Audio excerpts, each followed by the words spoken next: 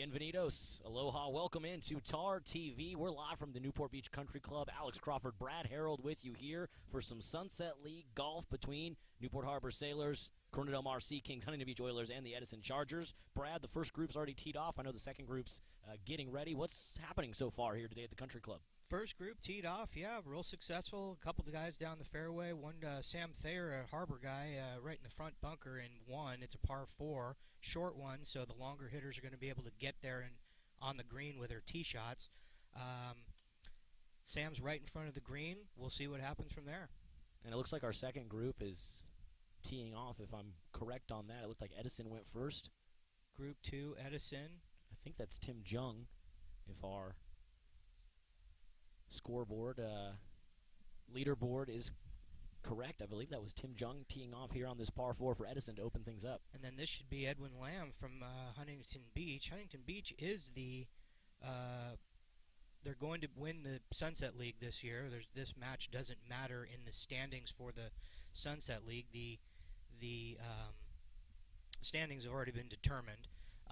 However, this is a big match for Newport Harbor and Corona Del Mar, as you well know, being a Harbor graduate yourself. This is the Battle of the Bay for golf. This is the stuff.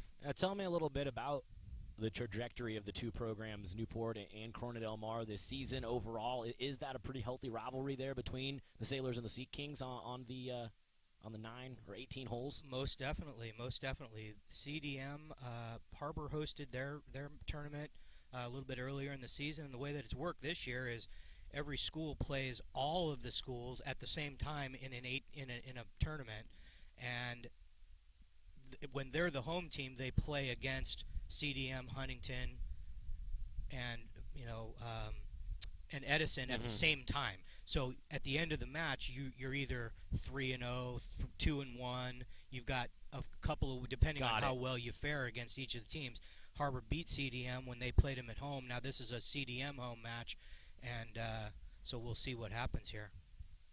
And it looks like we're through our second group. So Tim Jung, Edwin Lamb, Caden Dewey, and then we had a little bit of a switch. That would be Peter Hu teeing off for CDM in group number 2. And as you saw, Caden Dewey just hit a beautiful high draw right at the green. I don't know if it made it or not, but if not, it's right there, right in the front of the green.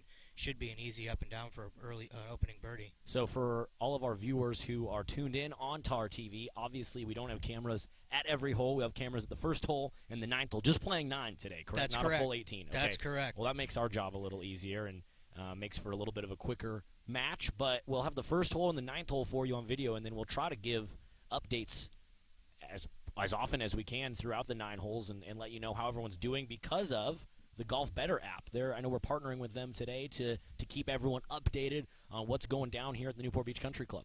And with the Golf Better app, our title sponsor for the 18 for the round, it'll be commercial free with no commercials. Yeah, just us, just Alex Crawford and Brad Harold and a bunch of golfers, and we'll get you updated on how the Sailors and how everyone else is doing. We'll gab our way through it, huh, Alex? Oh, I can't wait. We got a lot to talk about. We got a lot to talk about with these kids. I know we have a lot of information about the 6 Sailors golfing here today, and there's a lot of history from all 4 of these programs. I mean, it's kind of fun sitting here where our broadcast is coming from. We're sitting right here next to the putting green, and we can see the determination on each of these kids' faces. They all want to win their match. They all want their school to win. Doesn't matter what happens. They all want to win, and they're really out here grinding it out, trying to get a win for the school. Well, it's a beautiful day for golf at the Newport Beach Country Club. One of my first times here, but you spend a lot of time here, Brad. You've golfed this course before, haven't you? I have. Fortunately, I've got a couple of friends that have brought me out here, and I've been able to play. It's a beautiful golf course. It's in spectacular shape. I was talking to the pro before this, and he said that the club championship was played just this past weekend, and the greens are absolutely in perfect condition. They're fast. They're firm. This should really present a challenge for these high-level golfers, really. Tell me a little bit about this first hole, par 4. What are we looking at? What are these kids, as we get ready for our third group? They're not quite ready to tee off, but they will soon. What are they dealing with here on hole number 1? So you're standing on the tee. It's like I said, a relatively short par 4 from the tees that they're playing, 325. Some of these kids, have that in their bag, and as you can see from the viewpoint, there's a bunker out there about I want to say it's about 225 yards. So some of the shorter hitters may decide to hit less than driver and lay up in front of the bunker, giving them a 120 yard shot in. Some of the other big hitters might try to drive the green or at least put it in the front bunker. Anywhere around that front of that green is easily able to get up and down for a birdie. But some depends on how the player wants to attack the hole. Some people like to go in with a full shot. Some people are okay with hitting a chip or a bunker shot. To each his own is really the way it is. It should be a fun first hole for most of these kids, though. In group number 3 from CDM, we'll have Heman Liang. He-Man, yeah. He-Man Liang. We'll have Sean Williams from Huntington Beach. John Harold, your son, the senior, I believe it's Nick Thayer going third. Yeah, Nick Thayer going third. Nick Thayer going third for Newport Harbor, the sophomore, and Troy Tarvin for Edison. That will be group 3: Tarvin, Thayer, Williams, and Liang. And that should be a very interesting group to watch, because Nick Thayer, the Harbor player, is the team MVP, a sophomore, and the team MVP. He's a big hitter. He hits it a mile. He and He-Man Liang from CDM both play out of Mesa Verde Country Club. They play a lot of practice rounds together. They jaw at each other quite a bit. They have some, money games together. That should be a lot of fun. And Troy Tarvin's an accomplished player out on the Toyota Tour for the SCPGA Junior Tour. He's doing real well. So that should be a real fun group to watch. And I know you were telling me, Brad, that a lot of these kids, Mesa Verde is their home course, the Mesa Verde Country Club. That's correct, yes. In fact, 4 of the 6 starters for Harbor all play out of Mesa Verde. As I just said, He-Man Liang from CDM plays there, as well as Jake Rothman, who will be coming up and playing on the Edison team. So there's quite a Mesa Verde mafia out here, and it's pretty cool. Well, as an accomplished local golfer yourself, I'm sure you've hit some balls at the Mesa Verde Country Club before? I have, and I don't know that I would go so far as to call myself accomplished, but I'm a golfer. Well, so I'm setting the bar at myself, which is only recently got my own pair of clubs. I'm left-handed, so it was always hard to find hand-me-downs or to borrow clubs from a friend who upgraded. No one was a lefty, so I finally got some left-handed clubs recently, hoping to someday move into, from novice maybe, to intermediate territory. So compared to me, you are certainly an accomplished golfer. Well, maybe after we watch all these kids tee off, we can talk a little bit about another left-handed golfer that made some pretty big splashes over the weekend in the PGA Championship. Absolutely. We can talk about that. We've got all day to chat it up out here at the Newport Beach Country Club, getting ready for group number 3 to tee off for the Sailors. It'll be Nick Thayer, the sophomore. And he was named co-MVP of this year's team, along with Kenny Swanson, as you pointed out. Along with Kenny Swanson, yes. You know what else is an interesting point about the Harbor team? Every one of the starters in this match is a Sunset League Scholar athlete. Wow. You have to have a 3.8 grade point average or better to get that patch for your Letterman jacket, and all the players on the Harbor team have that distinction. That's right. You know what? Once upon a time, I had that patch on my Letterman jacket, and I never actually knew what it meant. I just know they gave me the patch. So You're a better man than I was, Alex. You're a better man than I was. So now I know. That's awesome. Well, that's great for the Newport Harbor program, Coach Scott Tarno's program of scholar athletes, Sunset League scholar athletes. And it looks like... This looks like Troy Tarvin from Edison teeing off now.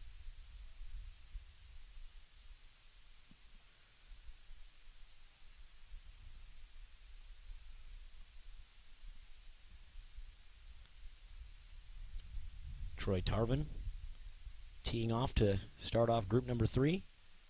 Looked like a decent shot just down the left side.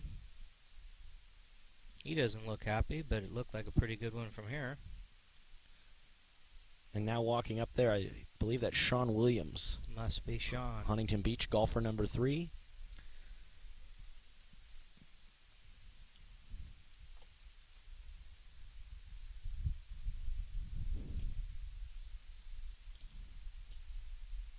He's a big, tall kid with flowing locks of blonde hair, just flowing in this light offshore breeze we have over here at Newport Beach Country Club.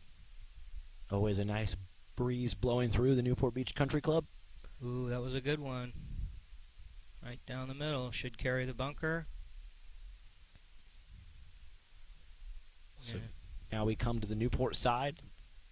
Sophomore Nick Thayer, co-MVP of Newport's team this year. Also, he'll be hooping for the Sailors next winter. Yeah, I know he took this year off, but I see here on my notes from his dad Dale that he will be on the hardwood at Yardley Court come December. He doesn't look like somebody you want to tussle with in the paint, does he? The Sailors could have used him this season, and I can't wait to see him out there for Coach Toribio's squad in the winter.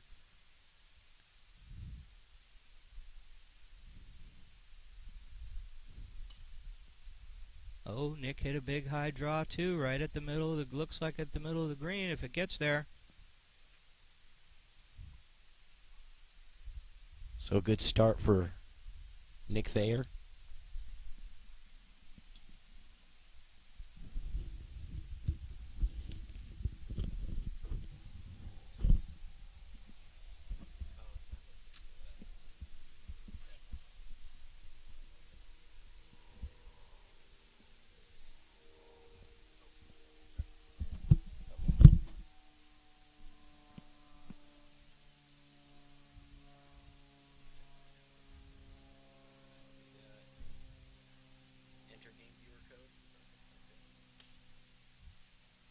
This one looks to be off to the right a little bit.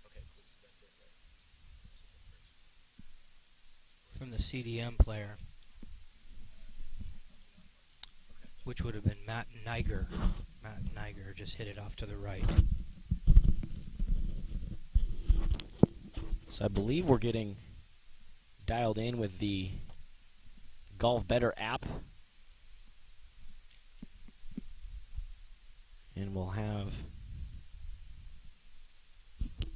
scores for you as we get through the first hole. This Golf Better app is sure something, isn't it, Alex? I'm pretty impressed. I'm pretty impressed by it. It was developed by a member here at Newport Beach Country Club who got tired of, at the end of his round with his buddies, having to keep track of everybody's score and all their bets and the things that they do, and then to try to pay everybody out, that he just decided he's an entrepreneur and he made an app. It's looking like it's pretty cool. It has a lot of other features to it. One that we're using is our scoreboard. It's pretty nice. Yeah, I'm looking at the scores coming in from the first hole, which is a par 4. And Overfelt from CDM looks like he hit par. So he made a 4? He made a 4. Okay. And so did Jason Flory from Huntington Beach. Okay. Our first Sailor golfer through the first hole, Sam Thayer, he hit a 6. And then it's all 4s across the board after that for, well, I'm just trying to make sure I get these names right. Ben Cronella hit a 4. As did Peter Hu, Edwin Lamb, and Caden Dewey hit a 5. That's on the second group, huh? Yeah, we're starting to get through the second. Caden Dewey hit a 5, and then our latest update is Tim Jung hit a 4 as well. Okay. So a lot of 4s across the board. So with Sammy making a 6 on the first hole, that's a double bogey. He must have run into some trouble in that front bunker. And then Caden made a bogey on the second hole. So it looks like we're 3 over par through 2 for Newport Harbor.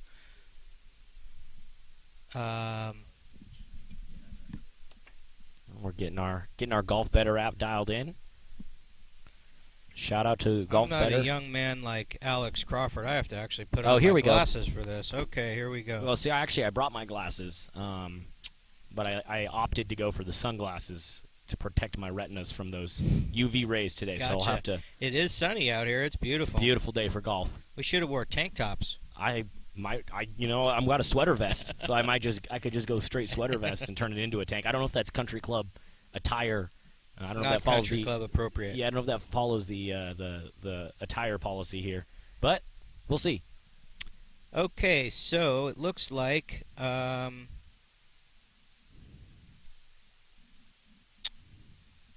yes, it looks like CDM will have a 3-shot lead going into the second and third holes over Newport Harbor. And of course, we will update you via the Golf Better app as to those scores as we get there. And full disclosure to the audience today, they know that we're TarTV, so we are the Newport Harbor television station, and our main focus is obviously the Battle of the Bay match between Newport Harbor and CDM. We're going to try to throw in as much information as we have from Huntington Beach and Edison, but our main focus is to be broadcasting this great Battle of the Bay match here at Newport Beach Country Club. So if anybody's out there from Edison or Huntington, welcome. Yeah, we're happy to have you on TarTV. Very happy. But you should be informed that this is the home of the Sailors.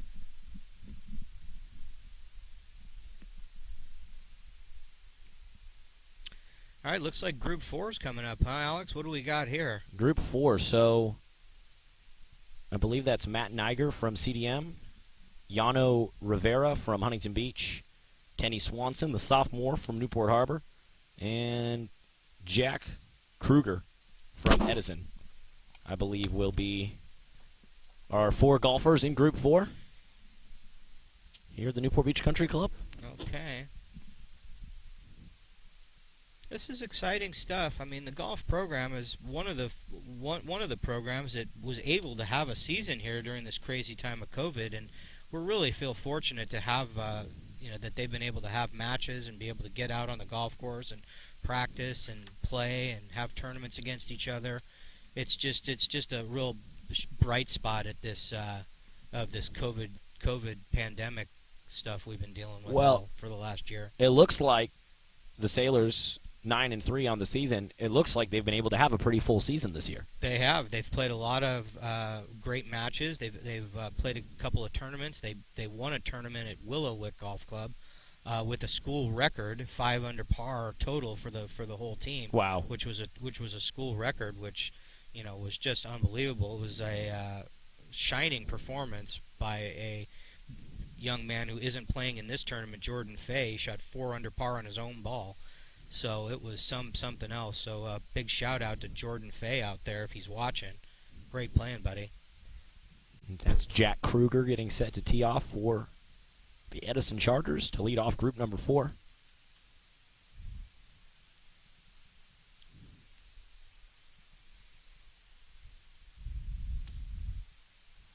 And a nice swing there by... Looks to have hit a pretty good ball right down the middle of the fairway. It's hard to tell because we can't see where they end up from our vantage point. I'm just being able to tell by the shot shape and the trajectory of the ball.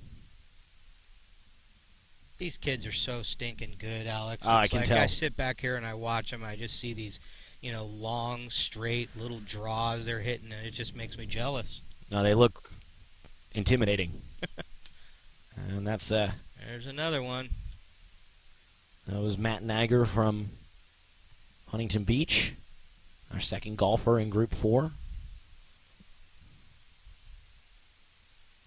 And this will be Kenny Swanson, Sailor sophomore, getting set to tee off. Another sophomore from the Harbor team. The Harbor team has got a couple of good sophomores in their team. As we said earlier, Nick Thayer, the co-MVP, he's co-MVP with Kenny Swanson.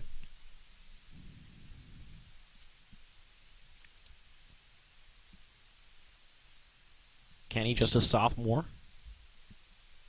teeing off there. His best golfing memory was getting a hole-in-one at Olivas Links in Ventura. So that's a tough course. I played that one a couple of months ago. That's a challenging links course in Ventura. A lot of wind. I wonder what hole it was on. That must have been awesome. And just a sophomore, I'm sure he'll have plenty more opportunities. Many more golf memories for certain. He's a good player. This is our final golfer of Group 4, Yano Rivera.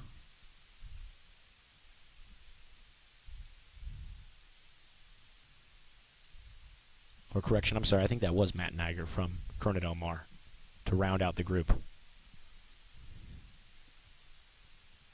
So that does it for Group 4. Let me check back in. Check back in with the golf app and see what happened.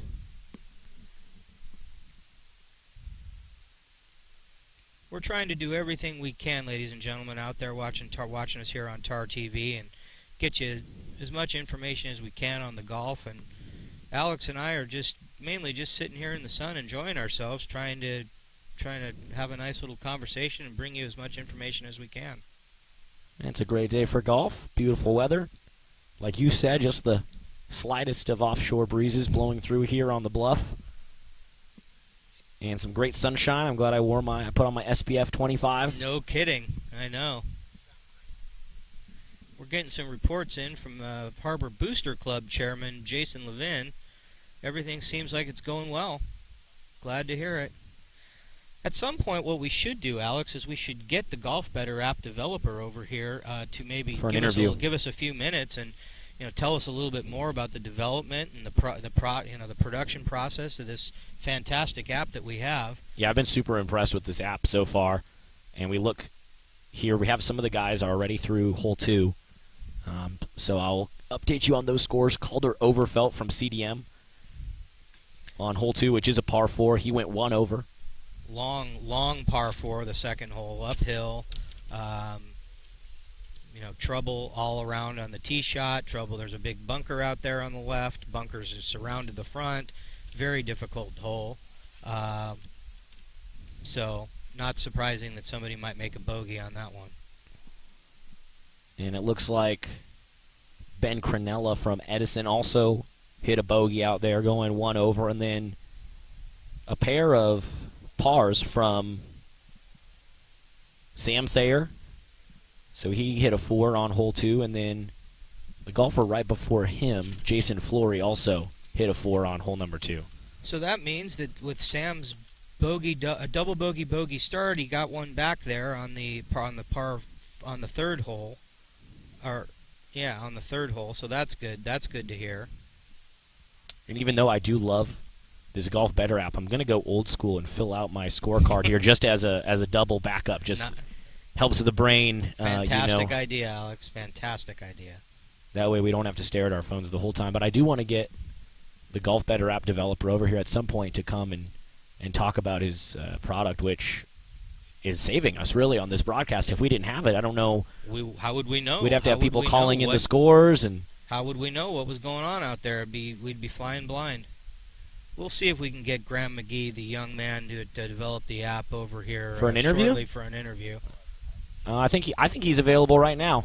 That's what my producer's telling us in our ear. So very good. We'll get him this mic here, and let's see. Let me turn you up on that, Graham. Graham, go ahead and. How we doing? Okay, yeah, no, I think that's coming in loud and clear. Ladies and gentlemen, we have Graham McGee here. He's one of the developers of the Golf Better app. He's a golfer. He's a recent SMU graduate. Yes, we sir. should give him a big congratulations. Thank you. Go Mustangs! Made it. And he's got a job lined up here coming up in Houston. I do. What's the name of the company again? Company's Graham? called Celanese. Celanese. There it is. Oh, we got a chair for you, Graham. They even brought him thank a you. chair. Look at that. Yeah, scoot on up. Scoot on Professional. up. There we go. So, Graham, I mean, just for starters, tell us about the Golf Better app. I'm super impressed with it. 2 holes in. If we didn't have this here on our broadcast, being that we're a little bit limited in where we can take our cameras, so we just are going to have cameras on the first hole and the 9th hole. With your app, we're able to get scores in real time, hole by hole. So tell me about the app and how it can help people enjoy their golf. Yes, sir. So it's the most complete scorecard and game app to date.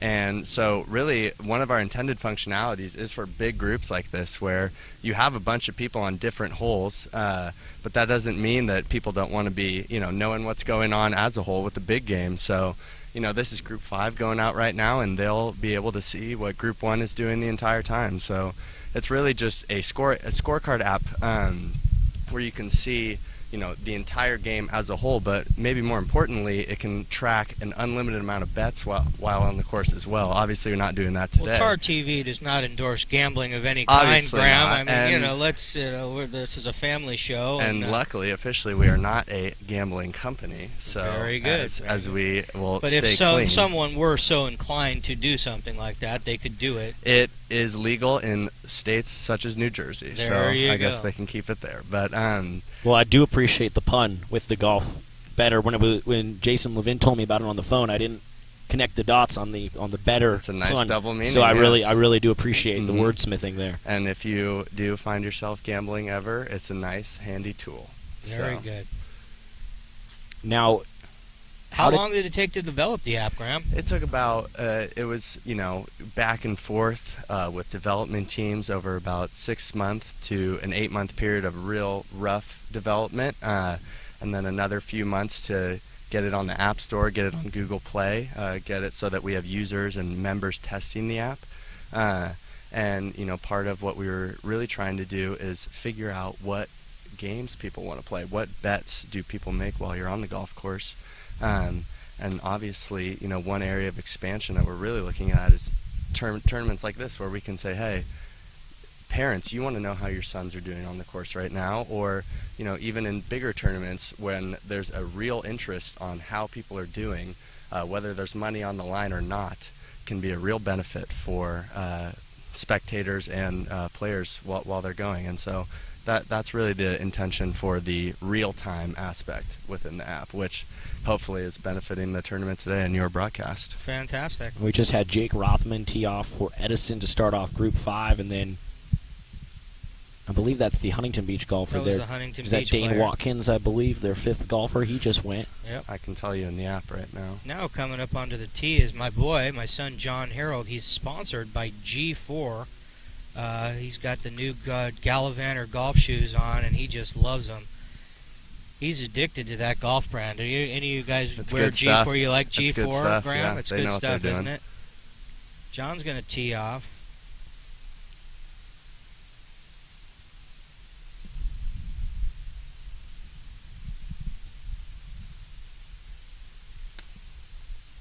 Looks like he hit a little draw. Hopefully it doesn't hit that bunker over on the right. Should He's looking clear it. at it. Ooh, he just shook his head. It must have went in it. And now this is our 5th golfer from CDM. This should be Ryan Davis getting set to round out Group 4. Or I'm sorry, Group 5. We're down at Group 5. Almost through all 6 groups on hole number 1. I actually believe that Heeman got switched into this group, so that's Heeman Leong. Oh, okay. Who just teed off there. Oh, He-Man, yeah, he is another one of the Mesa Verde Mafia. It looks like the whole group is a Mesa Verde group with Jake, John Harold, He-Man, and Nate, or Dane Watkins is not. I mean, he's a Seacliff kid. A lot of play against those guys in junior team play over there for the section. And so that was our 5th group. So we have 1 group left at hole number 1, and then we'll be through all 6 groups at the first hole. And I know just from looking at the Golf Better app that we already have some golfers through hole 2. I believe they should be on the 4th or 5th, the leading group. Let's see what the scores are in here. So yeah, we have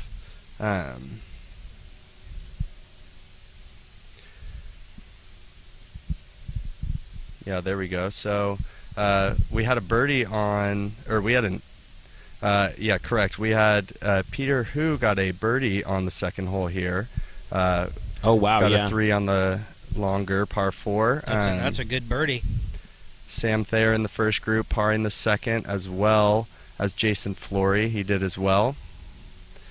Calder Overfelt actually bogeyed the 2nd hole. Came in with a 5. Now, am I reading this correct? Did Tim Jung?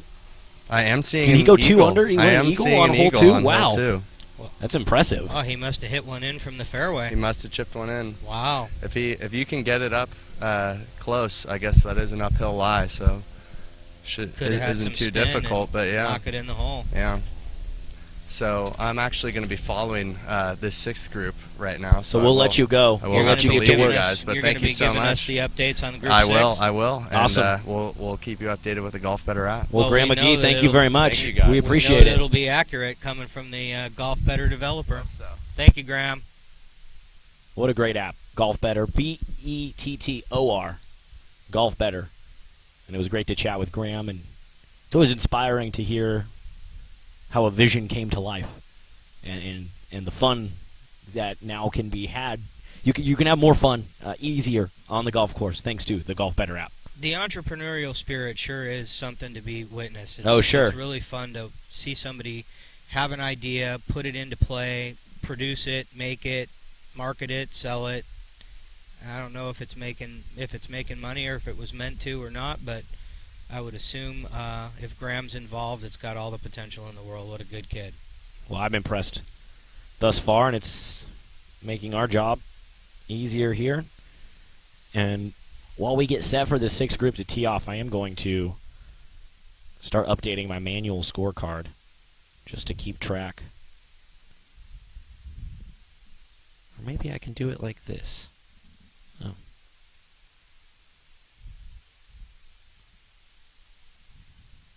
So this is the sixth group. This would be the anchor. This would be the anchor match. So if it came down to it, this could be an extremely important group of kids playing this hole. Birdies, pars at the end, the last couple of holes could make the difference in a win or a loss in this exciting Battle of the Bay match. This group is John Tipton, Bodie Wick, Ray Harold, your son, and Connor Kruger. Those are your 4 golfers in Group 6. And I know Ray and John have played some golf against each other in the past. Should be a fun group.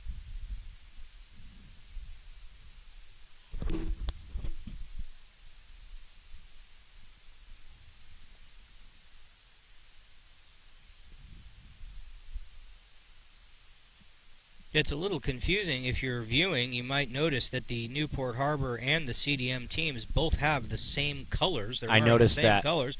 They got gray pants, white shirts, and a white hat. So you'll have to rely on us to tell you which is which from each team. The Harbor team's general colors are dark blue and white and gray, and the CDM teams are more of a light blue with gray. So we maybe should have gotten with these coaches and had them dress them a little bit different so we could tell them apart, but, what are you going to do? Now, they do look pretty identical, especially from back here or on your feed at home. But that's why they have us here. That's right. And mainly you. Well, this guy from Edison, he's got these crazy socks on. That really sets him apart from other people. I like that. That's kind of the style in the younger players. They wear these stance socks. Oh, yeah. I've got a few pairs of those at home. They're crazy. They're good-looking socks. He's got a red belt and a green shirt and a black hat and khaki shorts and white shoes. He's like all the colors of the rainbow over there, Alex. That's Connor Kruger. That's great. And he's going to tee off right now to open up Group 6.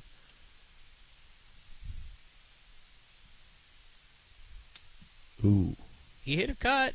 It's cutting back to the middle of the fairway. Actually, that one looked like it might go left, and then it just cut right back to the middle. Quite a bit of movement on that ball up in the air. He had some serious power on that one. So then this would be the Huntington Beach team. Huntington Beach, I don't know if I mentioned, Huntington Beach will be the Sunset League champions this year. They had a great season. They beat every team. Harbor beat them once, but they beat every other team in both matches, and now they have the opportunity to really they don't even have to win this match necessarily, but they're such a good team. You got to really be impressed with what they've done this season. That was a nice high shot by Bodie Wick from Huntington. And now this is your son, correct? Correct. Fun fact about Ray Harold, his coach is actually a former Harbor golf player, Marcus Keel. He's working with him over at Mesa Verde Country Club. And Ray Harold tees off. Hit a nice sling and draw right at the palm trees. Should be in perfect shape. He'll have about 70 yards in. And this is our final golfer. This is John Tipton from Corona Del Mar to round out Group 6. This is another exciting group will be another exciting group to watch throughout this day, is my guess.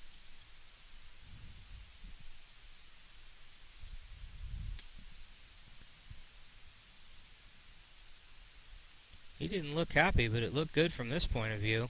Like a nice little draw right down the right side.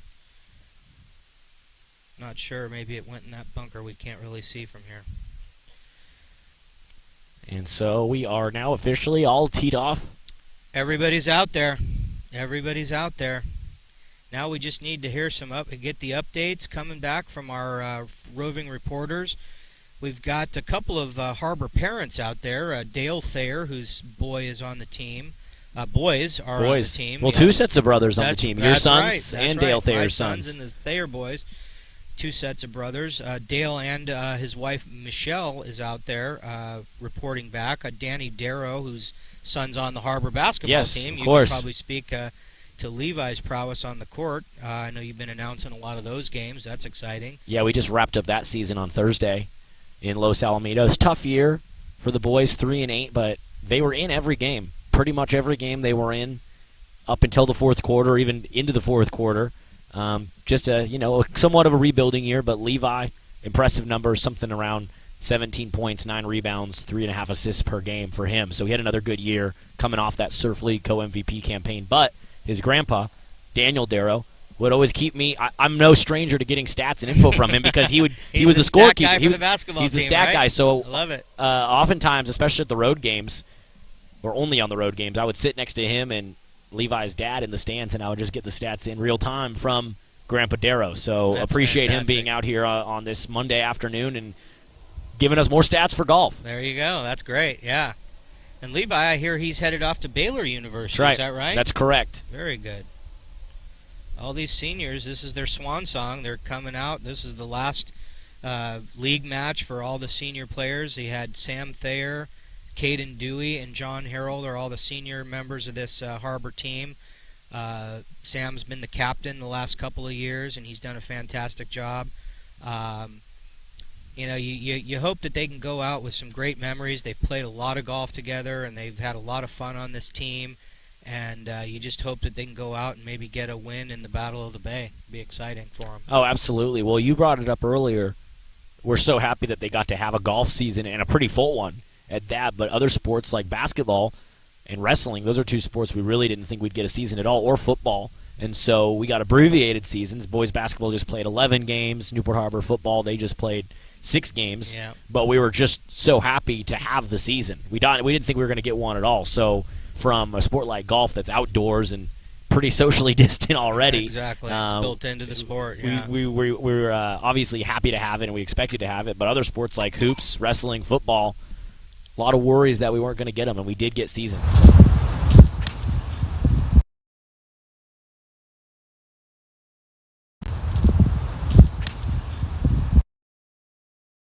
Basketball is the number 2 seed in the CIF Division 4 Single A bracket. Is that right? And so they'll play on Saturday night against Indio at home to open up. But they're a team that has a legit shot at maybe going to the finals or semifinals for CIF. So wow, that's great.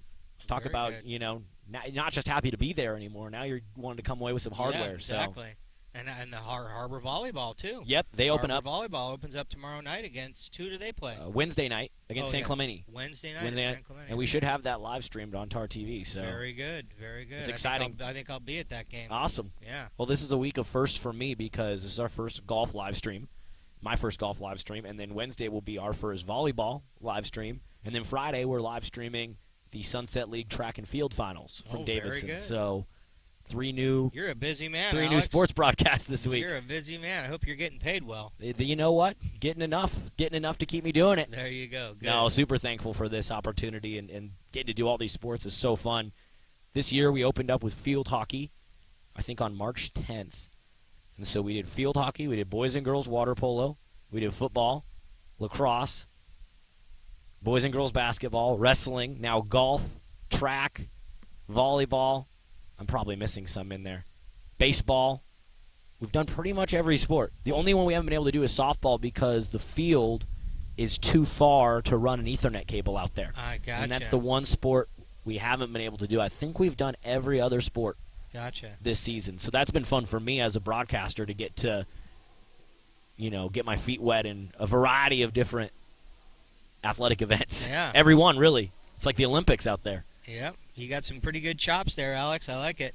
I'm trying my best. I lean on people like you when it's the sport like golf that I'm not super familiar with, or with water polo. I leaned on my good friend Andy Hayes, who played at Newport Harbor and was a 3-time national champion at SC. I'm like, hey, I can't, I can't do this without someone who actually knows what they're talking about. So I thank you for coming on and doing this with me today. It's absolutely my pleasure. Alex, tell me a little bit about TarTV, the program in general.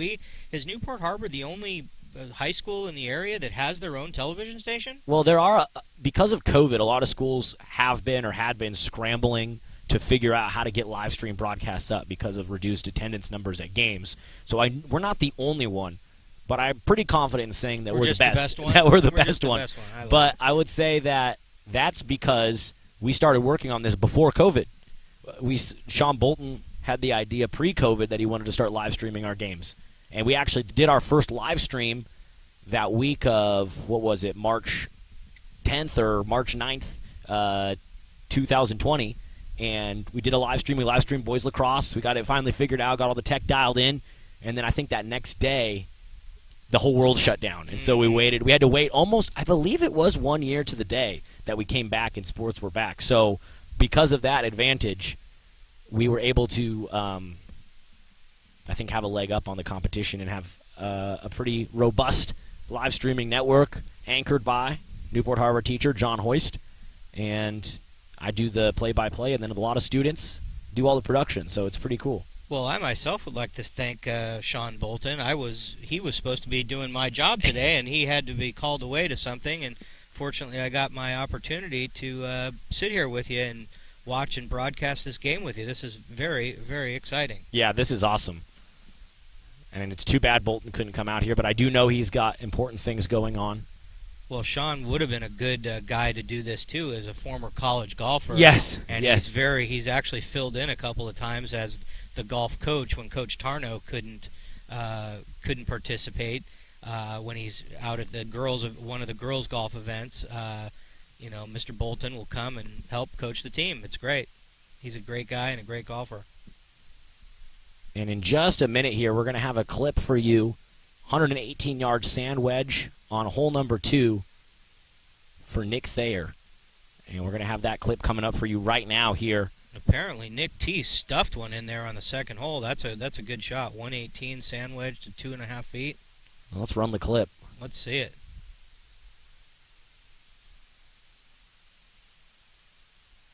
He's staring it down, isn't he? So that was a nice shot there by Nick Thayer. And that was on hole number 2. So I want to double check in the Golf Better app and see. Nick T, he's one of these kids. I've seen him play since he was a little boy, and he's just one of these kids that just has a natural hand-eye, has that real great natural hand-eye coordination. He's a big kid, but he's got real soft hands. He's real good around the greens. He's the complete package that you would want in a golfer. No question. That shot from Nick Thayer, he ended up going 1 under. So he had a birdie on hole number 2. It was a par 4, and he shot a 3 there. So he's not gonna miss a 2.5 footer. No way, not Nick T. And it looks like we're getting some scores coming in through the 3rd hole here. So if you give me a minute, I'll tally those up and update you. But the most important one that we care about here on TarTV is Sam Thayer in that first group for the Sailors, and looks like he went par. So hole 3 is a 5, and he hit 5. So he made a 5. He made a 5. Made a par on the 3rd hole. Okay. Made a par on the 3rd and 2nd hole. Double bogey on the first hole. So now he's sort of finding his rhythm, it seems like, out there on hole 3 headed to hole number 4. Yeah, you tee off on that first hole, and you're in a big match like the Battle of the Bay, and there's a lot of nerves out there. There's cameras on you for the first time. Cameras on you for the first time, and it went from our vantage point. It looked like Sam hit a great shot. It just must have. We don't know exactly what happened. We assume he probably hit it in the front bunker, left one in there. That can happen. There's a big lip on that front bunker or the front right bunker. He could have left it in and then got it out on his 4th shot, and then 2-putted from wherever he was. I would have to assume that's what happened. I don't know for sure, but it's the first hole, and you got jitters, and everybody's got him, and he's obviously made a par on the next 2 holes. He's settled down. Sam's the anchor of this team. He's one of the guys that we look for. That's why we put him out first. We want him to go out there, and he's playing the number one guy for CDM, Calder Overfelt, and it looks like he's hanging right with him. Just maybe one shot between the two of them. So he'll get it back. Now they're going to the fourth hole. The fourth hole here at Newport Beach Country Club is about the only hole left where there's any real trouble that these kids can run into. It's a par 3 with a lake in the front, and the wind is always blowing into you. So you have to make sure and pick the right club to hit. Club selection is a key on that one. Usually, I would assume these kids are hitting an 8 or a 9 iron. I hit a 7 or 6 iron, so these guys are much bigger and stronger than me, and I assume they're going to be hitting that. But I don't know where the pin is. If it's on the right, there's a big tree over there. If it's over on the left, you bring the water into play. It's a tricky hole, so we'll see what happens here on the fourth hole. We getting any more updates from any of the other groups? Yeah, Alex? let me just run through the Sailors golfers first to make sure we keep everybody updated on those. Let's go Nick Thayer in group number 3. And as we were just talking about, he's through 2 holes. He hit par on the first one and then had a birdie on 2. So he's 1 under par. That's great for Nick. And let's see. Again, Nick was one of the co-MVPs of the Harbor team. Having a really good day is Tim Jung from Edison. He hit par on the first hole. And then... Was he the one that eagled the second hole? He eagled the second, and he got a birdie on the third. Wow, so he's 3 under. He's 3 under. That's Tim Jung from Edison. 59 watch. Look out. Let me see. Trying to find Caden Dewey. Caden's another one of the Newport Harbor Scholar athletes on this squad. He's also a member here at Newport Beach Country Club, so really nobody knows the golf course better than Caden. And Caden had a bogey on the first hole, 1 over, and then he's hit par on the next 2, so he's 1 over par overall. Okay. He's right there. Making sure our leaderboard stays up here. That offshore breeze picking up a little bit. We wear a lot of hats over here on TarTV. We're not like ESPN where they just have everybody doing everything for them. Alex and I are over here. We're really, we're having to get our hands dirty and do whatever it takes, right, Alex? Jim Nance doesn't have to rip off duct tape. He doesn't even have to worry about his hair getting out of place. No, we got to wear a lot of hats. Actually, my favorite TarTV multiple hat-wearing moment is when we do the wrestling broadcast. The wrestling head coach, Dominic Ballone, does the color commentary with me while coaching the meet. So he'll be taking the headset on and off, talking to the official, talking to the score table, talking to his wrestlers, coming back, putting it on. And I'm like, are you sure that this is okay? That's fantastic. He said, no, yeah, it's fine. I got the assistant coaches. We go over everything in practice, and when the wrestlers are out on the mat, they're wrestling. There's nothing I can do. So I said, okay, but he's wearing at least 3 hats at all time during the wrestling meets. But you don't get that on ESPN or Fox Sports. That's a TarTV exclusive. And we have an update from hole number 4.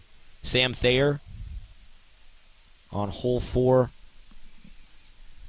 had a double bogey again. So a tough one there for Sam Thayer on hole 4. He hit a 5 on that par 3, but probably, Brad, like what you talked about, ran into some trouble there on that tough par 3. You said hole 4 might have been the last real remaining challenge, and right. It looked like it got Sam as he went double bogey on that one, hitting a 5. Gotcha. Maybe it should be something I should explain to the viewers, Alex, how the scoring works in this format. So please explain it for me too. Yeah, sure, no problem. Every school here has 6 guys that they've sent out in. So there's 6 groups. Each group has someone from Edison, Huntington, Corona Del Mar, and Newport Harbor in it, and each group goes out. So there's six players from each team, and the best 5 scores will count. So towards the total for the school. So if Harbor happens to have one one player who doesn't play that well and the rest of them do, the other 5 do, they'll take the top 5 best scorers from the out of 6 of each school, and the same thing goes for Edison, Huntington, Got it. and Corona Del Mar. You want to have, when you're playing a team like Corona Del Mar, Huntington, and Edison, these are all powerhouses in the CIF of our section. These are all great golf programs, great teams. They're well coached. They play a lot of golf. You need to have guys shooting in the minimum in the 30s. So something under 40 for 9 holes. It's a 9-hole match. If each player shoots something in the 30s, then that's really that's the only chance that any school will have to win the tournament. Now, with a kid like this kid from Huntington, who's 3 under through 3, Tim Jung, I mean that is some really good playing. So it's going to take a lot to overcome something like that. But what happens is the way that a team works is you've got your top 3 or 4 players. They're all the top. They're going to be the guys that are shooting 3 under par and 2 under par and even par.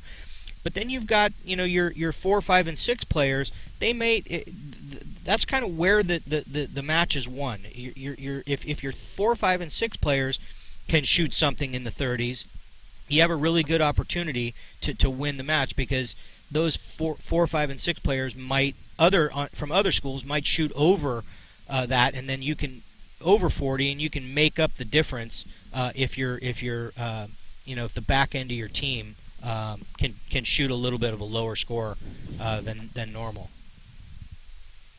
Fixing our leaderboard here. There we go. Okay, so I have the scores updated from all the sailors thus far. Okay. And Sam Thayer is through 4 holes, and he's got. You know what? We'll fix that. We'll fix that later. Okay, Sam Thayer's through 4 holes, and he has hit a 6, a 4, a 5, and a 5. So he's got 20 through 4 holes. So that is. Let me do some quick math here. That puts him 4 over. 8 and 8 is 16. Yeah, he's 4 over par. Okay. And then Caden Dewey is through 3 holes, and he hit a bogey on the first one, so he hit a 5. Then he went par and par, so he's 1 over. 1 over par. Okay. And then Nick Thayer through 2 holes. He's got to be 1 under. 1 right? under. Still 1 under. Still yep. 1 under. We love that. And then your son John and Ray both hit a 4. They both hit par on the first hole. They both parred the first hole. Okay, and very good. And that's where we're at right now. That's the latest from our scorekeepers out there on the links with the golfers. Okay, very good. What about Kenny Swanson? Do we have an update on Kenny Swanson? Oh, you know what? I might have left him out. Yes, Kenny Swanson is 1 over. He hit par on the first one, and he hit a 5. And he made a bogey on the second? Okay. So those are our Sailors golf scores. So right now we have 2 guys at even. We have a guy at 1 under. We have a guy at 1 over. And then we have a guy at 4 over. So we're right there. Let me see if there's any other scores that jump out here. A lot of guys going 1 over. A lot of bogeys on that second hole. In fact, it looks like the majority of the golfers hit a bogey on that second hole. Alex, I'm getting some text messages here from some golf fans at TarTV. Yes? They're very impressed with you. Oh, really? They said someone needs to sign Alex up. He's got the voice and flow for big TV. Wow. Excellent work. Wow. Well, Let me know if you want me to forward that to you for your resume, buddy. Yeah, well, let's get that in front of someone who can make a hiring decision at one of the major networks or even one of the mid-major networks. There you go. But, hey, you know what? While I do hope someday to be doing major sports on a network somewhere, I already know that the TarTV days will always be my favorite. Oh, there's no question about it. This is so fun. I mean, this is so cool just to be out here and with ours, everyone's working hard and volunteering their time and making these leaderboards and, coming over to the Newport Beach Country Club to test the equipment and test the connection. And it's just so cool for the kids especially. The golfers, this is their first time being live streamed, I'm sure, for the most part, as well as every sport, really. We had a lot of firsts this year. First time doing most of these sports and some really cool moments. In one of the girls' hoops games, we had a girl go for 32 points. And now they're the number 2 seed. We've had the football team with some, hard-fought loss in the Battle of the Bay and some epic victories, that 1-point win against Yorba Linda. So it's been so cool just to stream all these games and to bring – and the girls I forgot about the girls soccer team. Went to the second round of CIF, lost a heartbreaker on the road, but that ended up becoming one of my favorite sports to call, just because of how good of a season they had. And so, yeah, the TarTV days are special. I see the Newport Beach Country Club director of golf over here. I wonder if there's a chance that we could get him over here to maybe do an interview and talk about the golf course a little bit. I don't know if he's on the clock or not, or if he would want to do that, but he's a great guy. John McCook got this golf course prepared and has been a great host. Sure would be nice to maybe see if we could get him over here for a minute or two, talk about the golf course and what the guys are going to be facing coming in. Yeah, it would be awesome to talk to John McCook. Is that his name? That's his name. He's the director of golf, and he's the director of golf for the club here. And I think our producer John Hoist might be over there, seeing if we can wrangle him for an interview before he peels away in a golf cart. Let's see if we can get him for an interview here really quick, or if he's on the clock. And it looks like he's coming up with a pretty good excuse not to come over here. Oh, he said it. Okay. Duty calls, it sounds like. Duty calls at home. Duty calls. There's a honey-do list waiting to be done. Oh, that's great. Hey, that's always a get-out-of-jail-free card. Hey, we all know what it feels like. Don't worry about it, John. We thank you. Well, yeah, we thank him and the whole Newport Beach Country Club for having us out here today. You know, there is, I wouldn't say doubts, but just uncertainty about if we'd be able to pull this broadcast off. It's our first TarTV broadcast not on the Newport Harbor grounds. Right. Yeah. So this is a first for us to not be at the high school. We've taken this show on the road. We finally it's really have. Been working out pretty well. I mean, you know, Newport Beach, it would have been nice to get John to talk about some of the redesign they've done on this golf course, some of the beautiful work they've done here at the clubhouse. This golf course is just fantastic. It's a great facility. It would have been nice to get him to talk about the course, but we understand honey-do lists come first. No question. You got to do what you got to do when duty calls. Let's check back in on the leaderboard and see.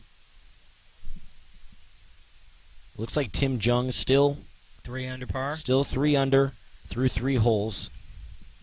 Pretty much almost everyone is now through 2. There's just 4 golfers left. That final group has yet to make it through the second hole. And so no major updates thus far. Just that first group has made it through hole 4. And everyone else catching up.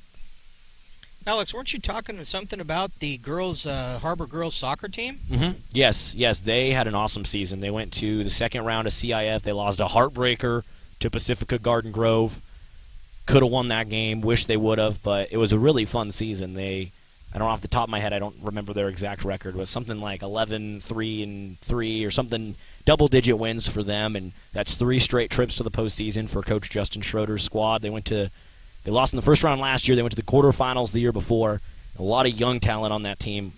A lot of senior. It was a good mix of seniors. I think it was 8 seniors, a few of whom are going to go play D1 soccer at the next level, but then a lot of younger talent, juniors and sophomores and even freshmen getting minutes. So that's a team I'm super excited to watch next year. And the boys soccer team won the league too, didn't they? Boys won league, girls won league. Boys went to the first round of CIF and lost a tough one at home. I was at that game. That was a tough one. But that's just incredible to have both your programs win league. Well, that was the first time for the boys in some time too, isn't that right? I believe so. Yeah, 40-some-odd years or something. And they're both in CIF D1, so they're both in the highest division. Right. Playing against some really good talent. So just to go to the playoffs and to win league is impressive. And then for both of them, once they get into the postseason in CIF D1, you'll get a pretty tough draw no matter who you're playing because it's the best talent in Southern California. So they both won league. Girls basketball won league. I'm trying to think who else. Boys and girls water polo. I don't know if they had such a short season. They had a 3-week season, so I can't remember exactly.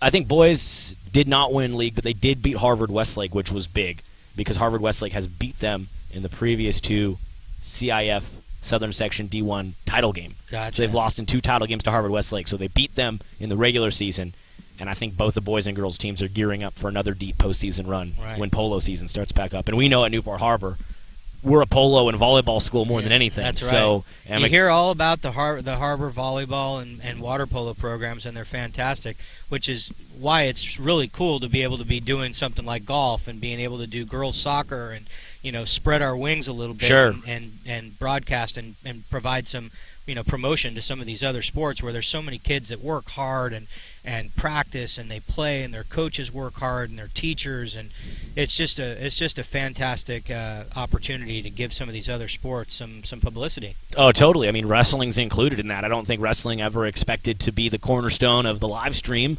but here they are getting. I think we streamed 3 of their meets, and as long as we're able to stream tomorrow night against Cerritos in the opening round of CIF, that's 4 wrestling meets.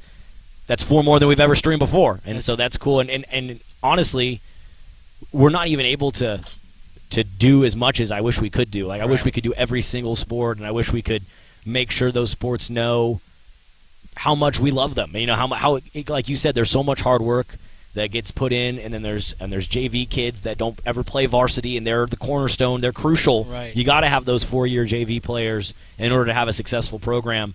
So little things like we were able to do this year, we were able to stream the freshman game for the Battle of the Bay, which was really cool. I think those kids must have loved that, whoever thought we'd stream a freshman football game. Right. But not all those kids will go on to play varsity, and some of them might end up being a JV 4-year player, but Coach Lofthouse has to have 4-year JV players in order to have a JV team. Yeah, in order to have a JV team to feed the varsity team. Right. So right. I just, as a broadcaster, I want to be able to show love to all the programs and coaches and especially the sports that don't get talked about as much. So I'm glad you brought that up. No question. I mean, these kids that, you know, high school sports is one of the best things of a kid's life, you know. Totally. To be able to look back on the memories they had and playing, you know, with their team and their, you know, friends and, you know, their school, and it brings pride to the school, and it brings great memories for the rest of their life. And, you know, maybe that they were on TarTV will end up being one of those memories, you know. Sure. Well, I mean, any of those highlights, I would have, back when I went to Harbor, I did cross country and track, and I would love going in the paper on Sunday morning after the Saturday cross country meet and just seeing if I could see my name in there. Right. Just not even in the article, not an interview, just in the results column. Oh, did my name make it in the paper? Right. Now you fast forward about 12, 13 years, and there's a full-on, you know, highlight reels and goal calls and touchdown calls and interceptions and all this, you know, big three-pointer, and the Sailors knock off the Sea Kings in the Battle of the Bay. It's crazy, I know. I would have loved something like that back in my day. We're streaming, like I said, we're streaming the Sunset League Finals track meet on Friday from Davidson, and so that'll be really cool. And I'm bringing back Rex Nelson, who was class of 2008 from Harbor, who I believe still holds the 2-mile record. He should. I think it was 9:08. I don't think anyone's going to break that anytime soon. So he's going to do the meet with me, and we both ran track and cross country together back in the day at Newport Harbor. So that'll be really fun for us to sit up there in the press box and get to watch some exciting races, I'm sure. Did you run the mile, 2-mile? Mile, 2-mile, and then cross country. Very good. Very good. Good memories there. But like you said, those are some of the best memories of my life. Yeah. That cross country and track days. And so, so the sports are such an important cornerstone, education-based athletics, such an important cornerstone of the high school experience. No question. We got any updates on the match? Yeah, we should. We're over here talking about God knows what, and come back to the match at hand. Let's see what we have here. Okay, couple guys are through 5 now. It looks like Jason Flory from Huntington Beach is through 5. He's our one golfer that's gone through 5 holes, and he had a bogey on the 5th hole. Okay. And I'm just let me just check. Oh, and we just got our results from Sam Thayer on hole number 5, and he went par. So he hit 4 on a par 4, hole number 5. And let's see where that puts Sam overall.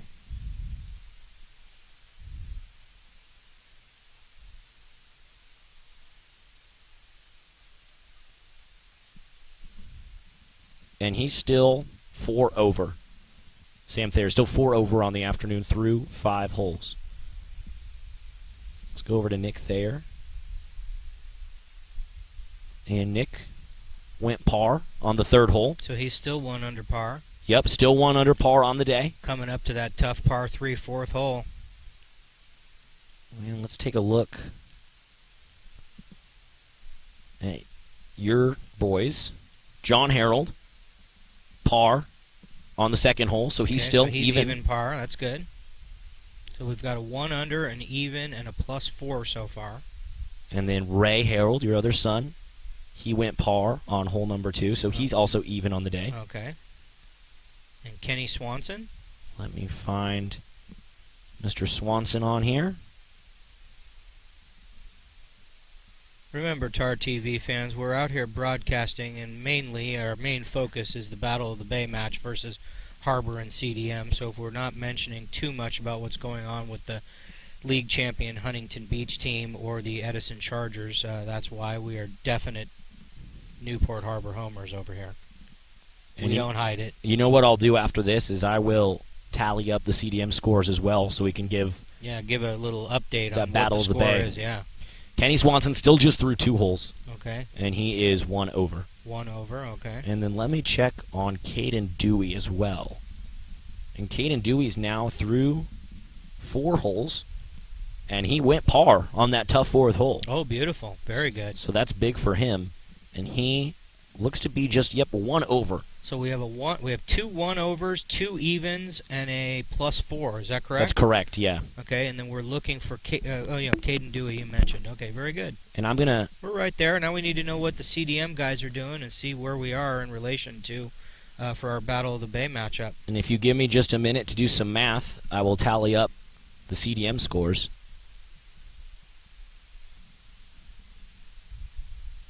You know, Alex, I told you about all the texts I'm receiving of people that are fans of you. I just got a text. Somebody told me I have a face for radio. Don't listen to him. I mean, come on. Don't listen to him. Jeepers. Don't listen to him, Brad. Don't listen to him. They used to tell me that too, Brad. They used to tell me that too, and I stayed at it. I tell you, and he was one of my friends too. I'll tell you, boy, oh boy. Now, don't let him typecast you like that. But you did tell me before we started that you used to dream of having a career in radio. I actually was a broadcasting major at the University of San Francisco. I had a little radio show with a couple of my roommates there. We had a lot of fun. What kind of show was it? It was a music and talk and a screw around. Those are the best. Yeah, it was really, really fun. I did student radio at Oregon State when I was there, and that's kind of what got my feet wet in this whole broadcasting thing. A lot of fun. And then I worked at a couple of radio stations while I was in college, and but nothing on the air or anything, but in the production room and that type of stuff. Back when we used to still have to cut tape. Yeah. Yep, we actually used to use a razor blade. Now they do everything digital. Everything's digital now. It's totally different, but it was a lot of fun. Yeah, radio's awesome. It's a medium that I hope doesn't die out, and I know it's not growing, but I hope it just stays what it is. I would love for it to grow. You can't beat the intimacy of radio. There's no question about it. I listen to Rush Limbaugh every day of my last 15 years of my life, and his main proponent was to make sure and stay on the radio. He never broadcast a show on Sirius XM or anything else. He was always on local radio stations, and he did that when he very easily could have cashed in even more than he already did cash in with a digital format, and just never did, because of the same reason, the intimacy of broadcast radio. It's good stuff. Local radio is where it's at. There's a station here in Costa Mesa, KOCI. I don't know if you ever listen, 101.5 FM. But I used to do, up until just a couple months ago, I was doing a Sunday sports show there. That's still going. Recent Newport Harbor graduate Chris Babona, class of 2020. Newport Harbor class of 2020, he's taking it over, and it's every Sunday 3 to 5 p.m., and they do local sports coverage there, sports talk radio. Maybe someday I'll rejoin the show. I got too busy with all these broadcasts. Does Chris have a sister named Maddie Babona? He might, or a cousin. She's a heck of a pitcher. That's right, I believe he does, either a sister or a cousin. Yeah, she pitched in Newport Harbor Baseball Association for a long time, and I don't know if she still plays for the Harbor team, but she was a good pitcher her whole career. Tough to hit. Well, Chris holds it down on the KOCI airwaves, but I just bring that up to say it's so cool to have a station like that. They're mostly classic rock programming, right, Monday through Friday, but there's some talk on the weekends, and We started the sports show over there right before COVID. We started it in February 2020, and then we kept it going and didn't have a lot to talk about. Well, we did, but in theory, we didn't have any live sports to talk about for months. Right. But there's still, I mean, as you know in radio, if you can't find things to talk about, you're in the wrong business. You're in deep Because there's trouble. always something to talk about. Dead air is not your friend. There's always something to talk about. I love radio, and I hope that the younger generation connects with it the same way that I did, or my generation kind of already doesn't connect with radio Right. super well. Yep. I'm kind of a dinosaur in that way, so we'll see. But I do love some radio. To bring it back to what we're talking about, though, face for radio. You don't have one. Don't listen to that friend. You should see him. Yeah, exactly. Yeah. That's the pot calling the kettle black right there, I Exactly. think. All right, I'm going to work on these CDM scores over here, so just give me a minute to get those tallied up so we can let you know what's going on in the Battle of the Bay. I hope all you TarTV fans out there were able to watch the PGA Championship yesterday. We had one heck of a, talking about golf, I mean, record-breaking performance by Phil Mickelson. Alex was talking a little earlier about being a left-handed player and when he was younger not being able to find golf clubs because they didn't make them for lefties. And, talk about something else, what Phil Mickelson was able to do yesterday. I mean, the guy is 50 years old, the oldest major champion ever to win oldest player to ever win a major championship at age 50 and 11 months, so really almost 51 years of age. For him to go out there and be able to not only hit it as far as he does still, be able to keep up with some of these young kids, these 25-year-old kids that look like they could be linebackers in the NFL, be able to hit it out there with them was something else. But not only that, just the amount of nerves it takes to be able to have to play in some of those conditions that they were playing in. The wind was up in South Carolina over there at Kiowa Island, and the golf course was just designed to just really test the best players in the world. And you really have to have a lot of nerve to go out there and keep your wits about you and do the things that he did. And I'm telling you, my hat's off to that man, 50 years old, Phil Mickelson. Another lefty. I can promise you there's not going to be any problems for the kids coming up nowadays trying to find left-handed golf clubs after you get a guy like that bringing that kind of publicity to the sport. Lefty, righty, the performance was unbelievable, and just something that we all were really lucky to be able to witness. I'm almost done tallying up these Corona Del Mar golf scores so we can give you the latest on the Battle of the Bay. All right. I've got them here. Okay. And we'll start with Calder Overfelt, the first golfer of the day for CDM. And he went par on the first hole, 1 over on the second, 2 over on the third, 1 over on the fourth, and then par again on the fourth. So he's 4 over par? I believe he is, let me see, 1, 2, 3. Yes, he is 4 over par. Okay, so he's in the same group as Sam Thayer. Could I have a pen, Alex? Yeah. Let me take some notes here. Let me get you a variety of pen choices. You can pick what you want. So yeah, Calder Overfelt then is 4 over. Okay. Then let's is go Sam to Thayer still 4 over? And let me double check. Let's see if Sam's through any more holes right now. One moment. And it looks like, yes, indeed, Sam is through the 5th hole. And that's where we had him before. So, no, I'm sorry. He's only through 5 still. And so he is still 4 over. Okay. And I'm just going to double check. So that's Group 1. So Group they're 1. even. They're even. They're tied. Okay, so let's go to Group 2, which I believe is Peter Who for Corona Del Mar. Peter Who, is he on Corona Del Mar? Yes. Okay, yes he is. So Peter Who went par on the first hole. Eagle birdie, right? Yes. Well, no, I'm sorry. He went par, birdie. Birdie, eagle. No, then par, par. Oh, okay. Who was the one that was 3 under par then? From CDM? I thought that Peter Who was made an eagle on the second hole. That's Tim Jung. Oh, Tim Jung. Tim Jung from Edison. Edison. Okay, so I'm sorry. So go ahead with Peter. So Peter is just 1 under. 1 under. Through -1. 4. And I believe Peter Hu, is in the same group as Caden Dewey. Yes, and that's correct. And Caden Dewey is now through 5 holes. And he went 1 over. So he made a bogey on the first hole and then all pars? Caden Dewey just had a bogey on the 5th hole. Okay, so he's +2 then. He's +2, correct. Caden Dewey is +2. Okay. And then I believe the 3rd golfer for CDM is Matt Niger.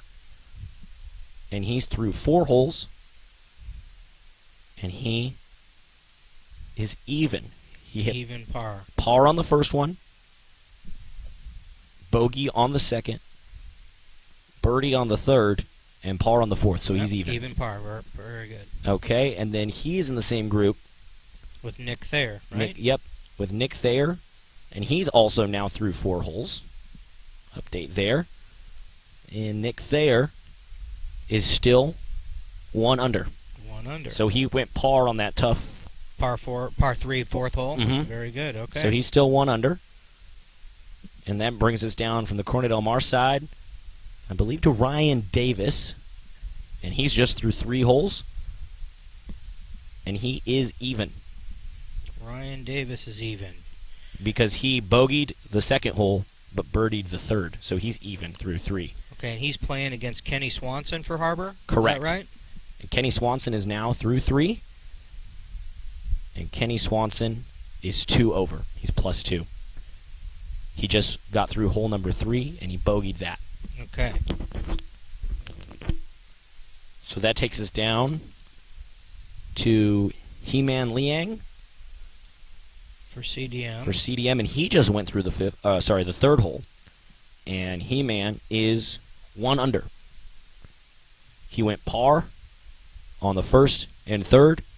He birdied the 2nd. Okay. So He-Man is 1 under, and he's in the same group with your son, John, I believe. John Harold, okay. And John just got through the 3rd hole, and John is still even. Even par, okay, so he's got three pars. And then rounding things out for CDM is John Tipton through 2. He is even par. Okay. And he's with your son, Ray. He's with my younger son. And Ray is even through 2. Even. Okay, so that means Harbor is +4, +6, +5, +7. And CDM is +4, +3, +2. So they have a 5-shot lead so far through the first group's through 5, the last group's through 2. A lot of golf left, Alex. A lot of golf left. But CDM with a nice little lead, a little cushion there. 5-shot lead. But a lot of golf left. Right. On the CDM side, He-Man Liang. Actually, you know what I should say is if we take out the worst score from both teams, which would be the 2 +4s, we've got 2 under and 2, 4, 3 under, so it's still a 5-shot lead. Okay. Yeah. So no matter how you slice it, it's a 5-shot lead right now for CDM with groups on the 6th hole and everybody's through at least 2 holes. So there you have it, ladies and gentlemen. So we still got a lot of golf left. A lot of golf left. Harbor needs to rally a little bit. Can still be done. There's plenty of tough holes out there. In fact, the closing stretch of the front 9 has the 5th hole, which some kids have already played, is a long par 4 dead into the wind. It's going to take 2 good shots to even get to the green in 2 on a par 4. Then the 6th hole is a big dog leg around a big tree. There's some trouble to get in there. Another long hole. 7th hole, newly redesigned. They just put a big bunker, a fairway bunker that the players are going to have to negotiate around. 7th green is very, very tricky. Big breaks in that green, so a lot of action could happen there. And then the 8th hole is a long par 3, very challenging. You're going to be hitting a long iron into it. It's a little bit downhill, but it generally plays into the wind as well. Anything can happen. There's CDM definitely is in the driver's seat with a 5-shot lead, but over with 5 players to make up the ground. It's going to take a couple of birdies, and we'll see what happens. Yeah, and I want to keep an eye, too, especially on Nick Thayer, who's leading the Sailors right now at 1 under par through 4 holes. So we'll see if he can keep up that pace. No question. With 5 holes to go. No question. He's our MVP. There's a reason why. He's 1 under par. We got to see that footage earlier of him going for the birdie on hole 2. On the second hole, that was cool. Yeah. It's probably a good idea for us to talk about the coaching out here at especially at Newport Harbor. I can't speak to the CDM coaches, but Coach Scott Tarnow has really got these players in shape. He works hard with them. He gives them opportunities to play. He gives them opportunities to compete, not only on JV but on varsity. He gives everybody. He makes you play for your spot in each tournament, and it's a competitive atmosphere out there. But really the thing that's really the coolest thing about Coach Tarnow is he cares about the whole kid.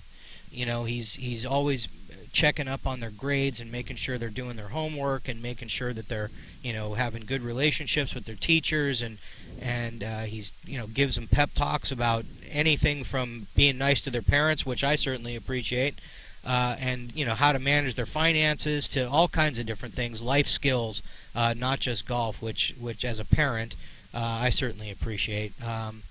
So, you know, really the hat's off to Coach Tarnow and the way that he's built this program, and we've got another you know, bunch of years coming up. Like I said, I have a sophomore in the program, and he's I'm looking forward to seeing what this Harbor team can do over the next couple of years. We've got, as we noticed, we have 3 sophomores starting in the Battle of the Bay, so we've got some good youth, some good players coming up here through the ranks, and not to mention there's a couple of other freshmen and sophomores nipping at their heels trying to get spots on the team. Then they'll have a very good chance of doing that next year. Well, what's interesting about Coach Tarnow is he started off as the Froshsoft coach and then was handed the keys to the program, I think, just 3 weeks? 3 weeks in, and he's been at the school for long time. The majority of this millennium, yeah. 21st season as head coach. And from my notes, it started off as the Froshsoft coach. He's the boys and girls head coach. So he does. So he's talking about a guy wearing a lot of hats. Yes. Coach Tarnow. No question. Doing it for 21 seasons, and in fact, wasn't even a college golfer. Played baseball in college. That's right. That's right. And now is running a great program at Newport Harbor. It's fantastic. He really is, and you know, you got to give him a lot of credit. He's also a teacher at the school, and he teaches some of the kids that are on the team, and it's really cool to see his dedication and love for the players and their families. It's inspiring.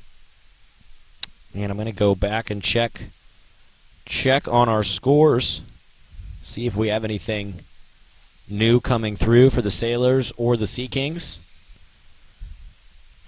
Looks like our first group is just beginning to tee off at hole number 6. Gotcha. And Cade Overfelt has teed off, our first golfer of the day for Corona Del Mar. First golfer overall, and he has gone par. He's hit par 4. So he's still +4 total. And we're just a couple golfers away from Sam Thayer getting through that 6th hole, so we'll update you when that happens.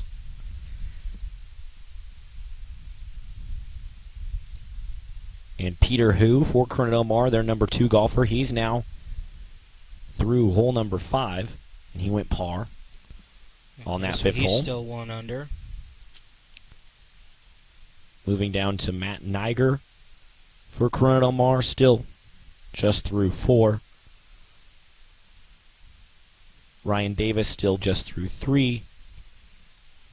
Keyman Liang through 3. And John Tipton still through 2. So moving over to the Sailors side of things, we'll have an updated score from our first Sailor golfer, Sam Thayer, in a minute. Let's look down the line to Nick Thayer. He's still through 4 holes. No update there. John Harold still through 3. Roy Harold still through 2. And let's look at Caden Dewey and Kenny Swanson.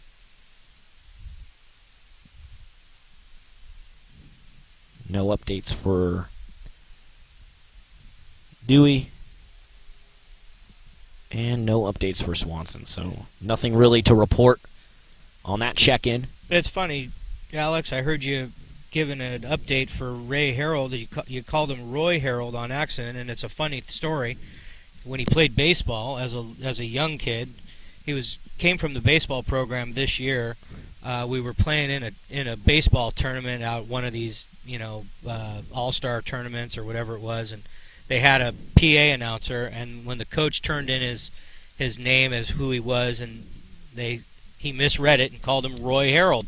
So the whole time throughout his baseball career, a lot of the kids that knew him on his team, they always referred to him as Roy. Hey, Roy, what's up, Roy? Well, that's how some of the best nicknames get formed, is from a classic name mix-up somewhere along the way. It just brought up a good memory of when that guy was playing baseball. It was a lot of fun. Well, my apologies for mispronouncing or misspeaking your son's name, because I can tell you his buddy Nick Thayers called him a lot worse than Roy. Well, Ray Harold still threw just 2, and no real updates, but we should have some more scores coming in shortly.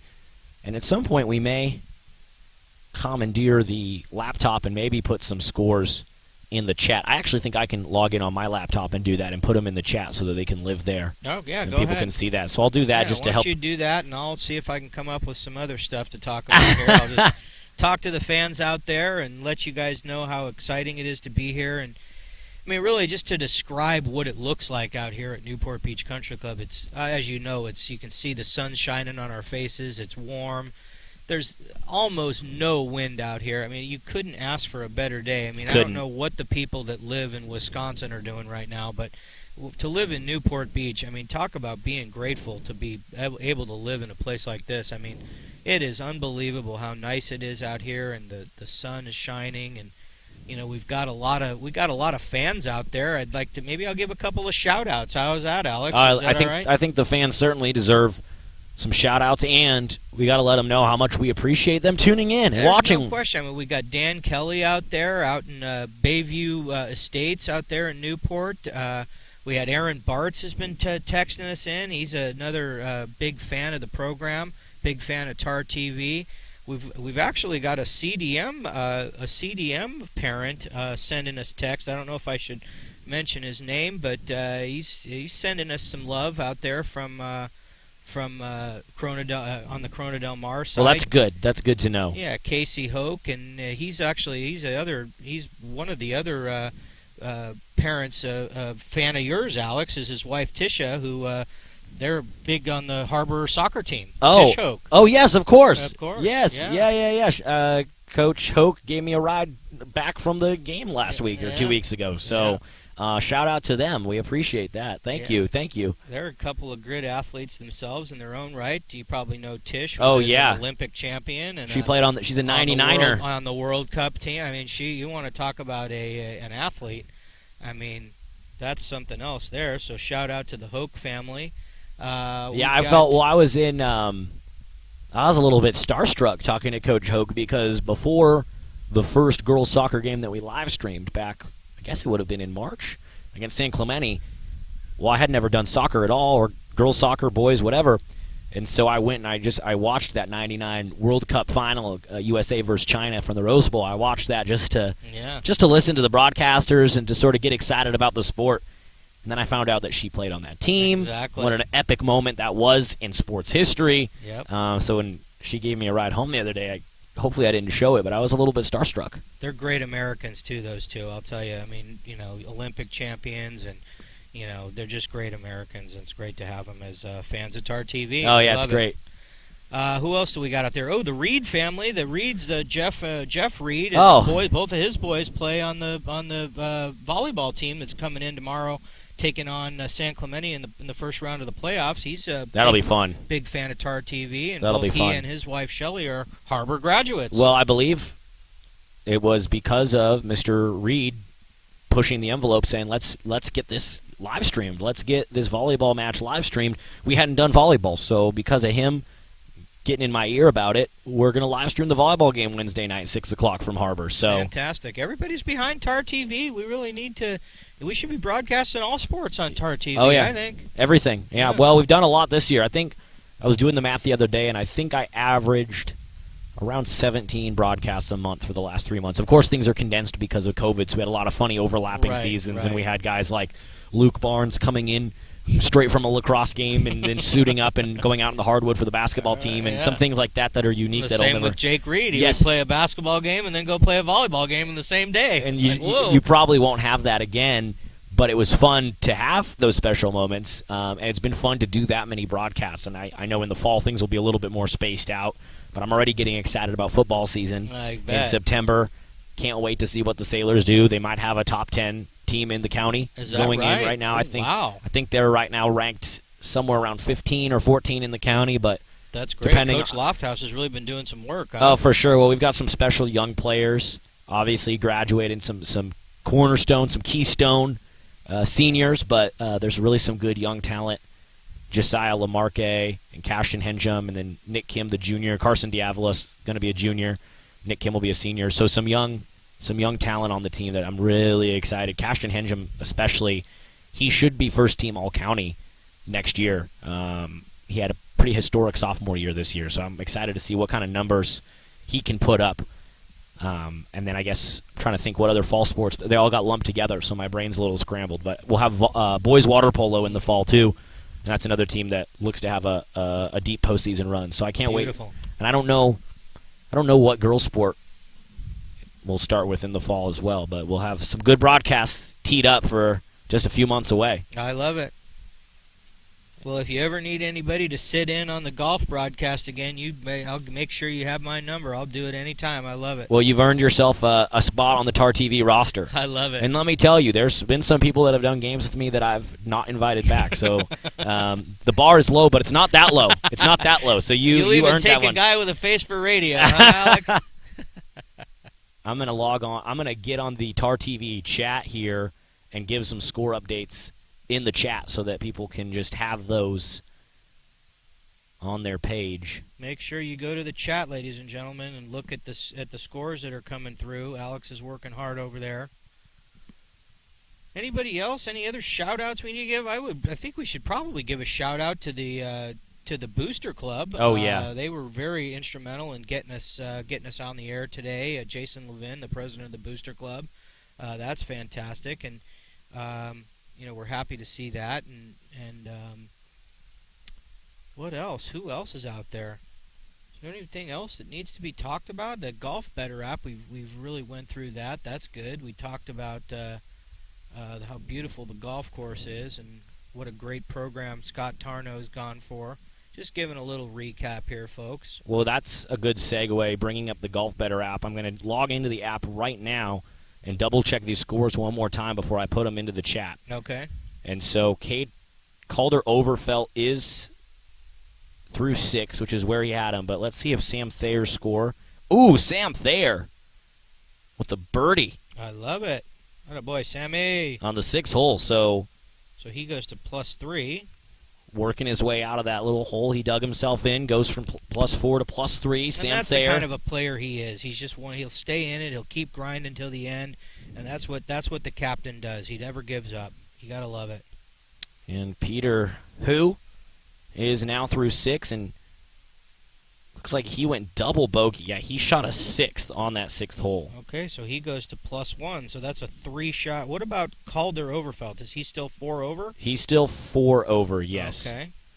And let's go down the line a little bit here. Let's go to Caden Dewey, check in on his score.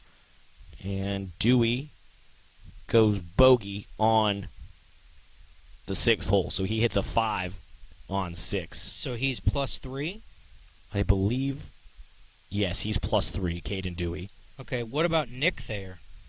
Let's go down. Let's go down to Nick Thayer here. One moment. Okay, Nick Thayer now officially through 5 holes, and he goes par. So he's -1 still. So he's still -1. He's hit par on every hole except for that 2nd hole where he had his birdie. And what about the 3 and 4s for CDM? He-Man Liang and is that Ryan Davis or Matt Niger? Oh no, I'm sorry, Matt Niger and Ryan Davis. Yeah. Let's go. Ryan Davis still just through 3. No, sorry, Ryan Davis now through 4, and he goes par on that tough 4th hole. So he's even par? He's even par. Okay.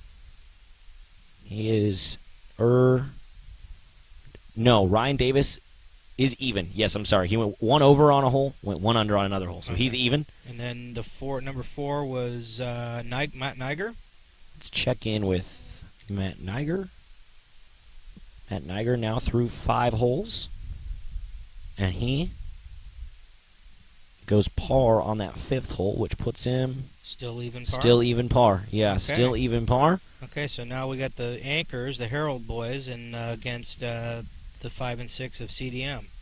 So He-Man Liang gets a bogey on that 4th hole. Okay, so he goes to even par. He's now even.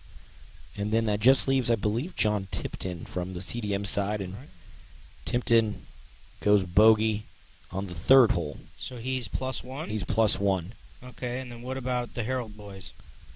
Well, let's look at John Harold. Now through 4 holes. And John Harold with a par on that tough 4th hole. So he's even? He's even on the day. Okay. And let's look at Ray, not Roy, Ray Harold. Through 3 holes, he is even. He goes even. A 5 on that 3rd hole. Well, this is an exciting update here for the Harbor fans because we made a little bit of a move here. So we got +3, +1, or +4, -1, so +3. So we're +6. You know what? I didn't give you one score. Kenny Swanson. Oh, yes. Kenny Swanson went par on that 4th hole. So he's sitting there. It looks like he is 2 over. Is that correct? He's 2 over. He's the number 4. That's right. Yes. So then we are +3 and 1 is 4. -1 is 3. So we are +5. And CDM is +4, +3, +4. So it's a 1-shot lead. We've cut the lead from a +5 to +4. It is razor thin out there. So it's so CDM currently has a 1-shot lead. CDM currently has a 1-shot lead. Holy smokes! It is looking like it could come down to the last group. And so to update our fans, that first group is through 6 holes. I've got a little message coming across the airwaves. We would like to ask all you viewers out there to make sure and subscribe to TarTV and help us to reach 1,000 subscriptions so we can get the ability to mobile live stream. That'd be a really big thing for us, wouldn't it, Alex? Oh, that'd be amazing. Mobile live stream? That'd be amazing. I'm looking at our TarTV broadcast here. Some riveting video of you and I writing things down and looking at phones and computer screens. All right. Well, I just updated our chat there. It's really the action-packed conversation that I think the viewers are tuned in for. They really want to know what's going on out there, out on the golf course. And as we just reported, it's an incredible Battle of the Bay match with one shot separating the Harbor teams. It's going to come down to it here. Make sure you all stay tuned. I just asked you and reminded you all to subscribe to TarTV. If you're watching, you can see there's a big red button in the bottom right corner of the screen on your computers. Just hit subscribe. That's all you have to do, and you enter in your email address and your YouTube password, and that'll get you a subscription to TarTV. Please do that as soon as you possibly can. Yeah, the ability to mobile live stream would be significant.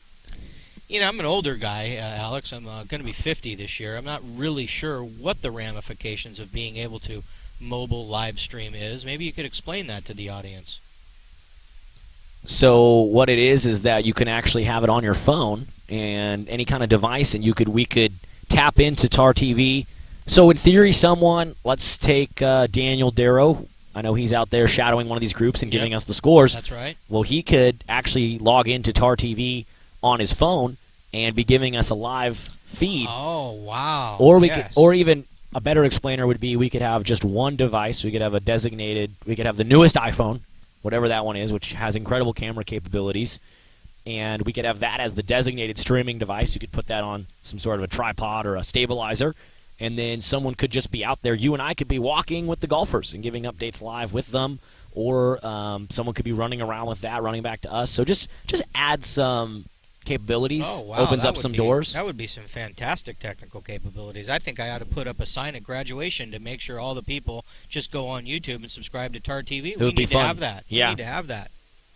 That's a great function. Let's check in on the Golf Better app. That's Golf Bettor. Golf Better, title sponsor of today's show. Check them out. Download the app. I've been impressed with it, and I barely golf, and I'm already thinking about keeping the download. Yeah. I think it's definitely something you want.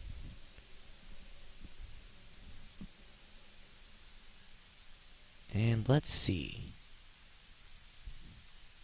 And we have our first group. An update there. First group is now through 7 holes. On that 7th hole for CDM, leading things off, Calder Overfelt goes par. That's a par 4. He hits a 4. And Sam Thayer also going for par on that hole. I'm getting an email or a text message from our Booster Club chairman, president, who's also highly responsible for this broadcast today. He's telling me to let everybody know that we have a great camera position on the 9th and final hole, that we're tethered to the hard wire. Now, if we were able to have mobile streaming capability, we could be doing that all over the golf course. Yes. So it's really, really important, everybody out there, to make sure that you subscribe to TarTV on your screen there. Well, it is really cool that we're able to be here today and to be on the 1st and the 9th hole. But it'd be even cooler if we could be at holes 2 through 8 in between. So if we get 1,000 subscribers on TarTV, we'll have the capability to do that, to go mobile. That's a YouTube requirement, a hoop they make you jump through, if you will. And I see no reason why we couldn't get there. I mean, you think of all the other weird things that are on YouTube that they can have thousands of subscribers. We should definitely TarTV should, yeah. TarTV should have. Is there any way to know how many subscribers we already have, and so we could tell how many more we need to get to 1,000? Well, we do have a bit of a significant hill to climb. We're just under 300 subscribers. Okay, so We're we at need 700 276. people. Yeah, we need 700 people to just mash that subscribe button, give it a tap, and stay tapped in. If we could get all of you guys maybe to call some of your family members and some of your friends, and maybe pick up the phone or shoot a text out to, some people and ask them to subscribe to TarTV, we'd all appreciate it. I'd like to thank you ahead of time for that. So, I want to give you a score update here. As I told you, we're through 7 holes for our first group. Calder Overfelt and Sam Thayer both going par on that 7th hole. So does that mean Calder is still +4 and Sam is still +3? Believe so. Okay. One thing we should make clear, ladies and gentlemen, is Alex and I are getting reports from outside. We are not the official scorekeepers. We're just trying to make sure and let everybody know what's going on out here. The official score will be tallied and brought in and placed on a scoreboard over here next to the clubhouse. We're just giving you what we believe to be 100% accurate scores, but you can't start calling your grandparents and stuff and letting everybody know that this is official until it's been made so by the officiating crew here at the golf tournament. Moving down to Peter Hu from Corona Del Mar. He's now through 7 holes, and he goes even par on that 7th hole. So he's still 1 under? Still 1 under, Peter Hu. That's good playing. It's a good day for Mr. Hu. And let's scroll over to Caden Dewey. And he's through 7 as well. Tough little run here for Caden Dewey. He's had 3 straight bogeys. So he goes bogey again, 1 over on hole number 7. Okay, what is his total? I think I might be missing something. Let me do some quick math here. Shout out to the Newport Harbor High School Math Department. Let's see, 25. Mr. Clay is one of my son John's favorite I had teachers. Mr. Clay. I had Mr. Clay back in the day. He loves him. He says he's the best. He made math fun. For me, that was a hard task. I was not a mathematics aficionado, but he helped me understand what was going on. And because of that, I'm here to do some quick, simple addition. And Caden Dewey's total score, as I tally it up, is 32 through 7 holes. Okay. Is that, you going to double check me there? Does that sound right? 4, so he's 1 over, 2 over. And what did he make on 5? No, that's Kenny Swanson. Caden Dewey. Okay, so 1, 1, 1, 1, 2, 3, 4. He's 4 over total. Okay. Okay, so he goes to +4. Okay, then the third group is Nick Thayer and who's he playing against? Matt Niger? I believe so. Let me look that up. Matt Niger now through 6 holes. And he goes par again. So he's still even par. He's still even par. And Nick? And Is he still -1? Did he make another birdie? Come on, Nick. Nick Thayer on hole number 6. Oh, how about this? Another birdie I love it. for Nick Thayer on that 6th hole. Attaboy, Cholis. Putting the team on his back. -2. The MVP. Love it. Looking down the line. Let's go to... So the fourth group would be... Kenny Swanson. Kenny Swanson, yeah. And that fourth group is through 5 holes. Kenny Swanson with a bogey on that 5th hole. So Kenny is... So that means he goes to +3? Believe so, yes. Okay, and then he's playing against... Let's see, he's playing against Ryan Davis, I believe. Ryan Davis, that's right. And Ryan Davis, that group, as I said, through 5 holes. And Ryan Davis with a nice one. He's got a birdie on that 5th hole. So that means he's -1 on the day, is that right? That is correct. And then moving into that final group. No, we have Sorry, 2 groups sorry, left, we 5 have- and 6. Yeah, we have the 5th group. Right, He-Man Liang. right. And I believe he's in the same group with your son, John. That's correct. They are through 5 holes. And He-Man with a bogey on that 5th hole. So does that mean he's even or +1? I have him as +1. So he made 2 bogeys in a row. Okay. 2 bogeys in a row. He did have a birdie on that 2nd hole, so Right. he's +1. And let's go over to your son, John Harold. Right. And he goes with a bogey. So John that is 5th hole. +1 as well. John +1 as well. And then rounding out the 6th group for CDM, John Tipton. And they are through 4 holes. Oh, Tipton bounces back With a birdie? with a birdie after that bogey. Okay. So On the he's- 3rd hole, he gets a birdie on the 4th. That's a good birdie. The 4th hole is not easy. That's that one I was telling you about. Dead into the wind, straight over the water. And meanwhile, your son, Ray Harold, rounding things out for the Sailors. He has his first 1 over on the day with He made a bogey. a bogey on that Okay. 4th hole. Boy, the action just doesn't stop. Now we've got, it looks like what to be another switch. So let's see if we'll throw out the 2 worst scores, and we're +3, +1, +4, +5, +6 for the Harbor team. And throw out that they're 1, 2 under, 1 over. So back to 5 shots, just like that. So it's a 5-shot It's a lead for the Sea 5-shot lead Kings for the Sea Kings. with that first group through 7 holes. I'll give an update in the chat here.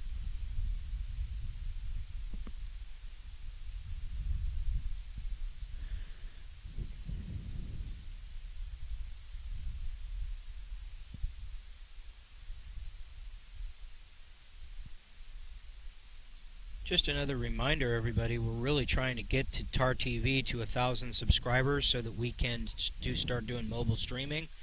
So make sure that you're going to your, first of all, you're going to your app store in your phone and you're downloading the Golf Better app. That's Golf Bettor, B-E-T-T-O-R. Download that and use it. But also make sure that you're watching TarTV and subscribing to TarTV so that we can get to 1,000 subscribers. It's very important. I know I've mentioned it a couple times and somewhat in jest, but it's very important that everybody does that so that we can continue to bring you this fantastic coverage of all this wonderful sports action for the Newport Harbor Sailors. We'll have more updates from the Golf Better app in just a moment. As our first group, I'm sure they'll be through 8 holes very soon. And we thank everybody who was able to tune in today on TarTV. It's getting interesting out there, Alex. Like I was describing, that 8th hole is a tricky one. It's long, and it's into the wind, and it's a par 3. So my guess is we're going to see some scores changing here in the next 15, 20 minutes. So make sure that we'll get you guys all updated as we get the scores coming in. Well, with that razor-thin margin between Newport Harbor and Corona Del Mar right now, that tricky 8th hole could be the difference maker, depending on how these 6 golfers for each squad deal with it. You never know. I anticipate this match is going to come down to the wire. We're looking over here at the 9th hole, the 9th green, and as they described, we have great camera placement over on the 9th hole, so we should be able to be bringing you some live coverage over here coming from the 9th. And as we finish this round, it's going to be right down to the end, a real nail biter. I know it. Well, there could be some things to watch on that 9th hole. There could be some match-deciding golf being played on that 9th hole. Yes. Once again, ladies and gentlemen, just to remind you all, we're Alex and I are describing the scoring for all 6 players on the Harbor Sailors and the CDM Sea Kings. But remember, only the top 5 count. So whatever. When I'm giving you the tally, I'm throwing out the 2 worst scores from the worst score from each team to make sure that we're trying to keep an accurate representation of what exactly is going on out there. But remember, the worst score can change. One guy right now, we have Sam Thayer at +3 and Caden Dewey at +4. But before that, Sam Thayer was +4 and Caden Dewey was +2. So we switch those out, and the same thing goes for CDM. CDM's worst score has been the same, but we're trying to keep you up abreast of everything that's going on and give you an idea of what exactly is going on. So which team is winning is what I'm trying to say. Well, I have an update. From that tricky 8th hole. Okay. Group number 1 is through with it, and it looks like CDM for now holding on to that lead. Calder Overfelt, forgive me, goes par. Okay. So he goes with a 3 on that 8th hole, par 3 there, tough par 3. Very tough. And Sam Thayer for Newport with a bogey, so he goes 1 over. So Sam goes to +4. Sam goes to +4. Okay. And that is our one group thus far through that 8th hole. You know what that means, Alex? That means that Sam Thayer and Calder Overfelt must be teeing off on the 9th hole, and we're gonna really see what they're talking about with this camera placement. We should be able to see some action here coming up. They just teed off on 9, so we should be able to see some live golf action coming up. So make sure you're staying tuned out there, all you viewers out there. We'll be back. Yeah, we're back live. We worked through holes 2 through 8, and we're back on that 9th hole. So as soon as we get, I can hear a big sigh of relief from the fans out there. They don't have to listen to us yammer on anymore. They'll have something to look at. They can actually watch live golf. They'll have some live golf to look at, and we'll cut over to that camera angle as soon as we have it. Let's go back to the Golf Better app and check in with group number 2. And we don't have an update there. Group number 2, still just through 7. Expect to have an update on the 8th hole from them shortly. Let's go down to group number 3. And they're still through 6. Group number 4. Okay, there we have an update on group 4. Okay. So Ryan Davis, our group 4 golfer for Corona Del Mar, on the par 4 6th hole, goes with a bogey. So he's 1 over on that hole. So he goes back to even par total? Oh, hold on 1 second. Because he was... I'm sorry. Did I say... Yeah, that's Ryan Davis. Sorry, I don't know what I said out loud, but it's Ryan Davis, and he goes 1 over. So he hits a 5 on that. And so... So his total goes to even par? Yes. Okay, very good. Yes. And so if he's through 6 holes... And let's see if Nick Thayer is as well. Or sorry, not Nick Thayer. Kenny Swanson. Kenny Swanson, thank you. And Kenny Swanson now through... Nope, he hasn't gone through yet. So we'll have his score probably any second now coming through.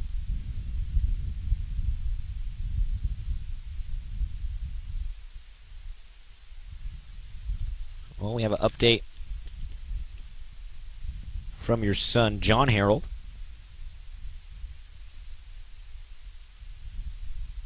Or no, sorry, sometimes my eyes deceive me. There's no real updates thus far, but I'm sure we'll have some more shortly. Should have an update any second here.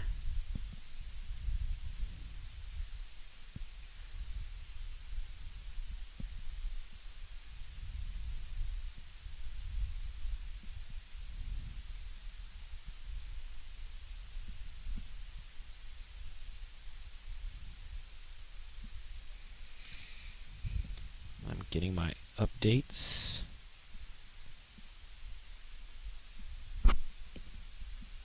Just one moment.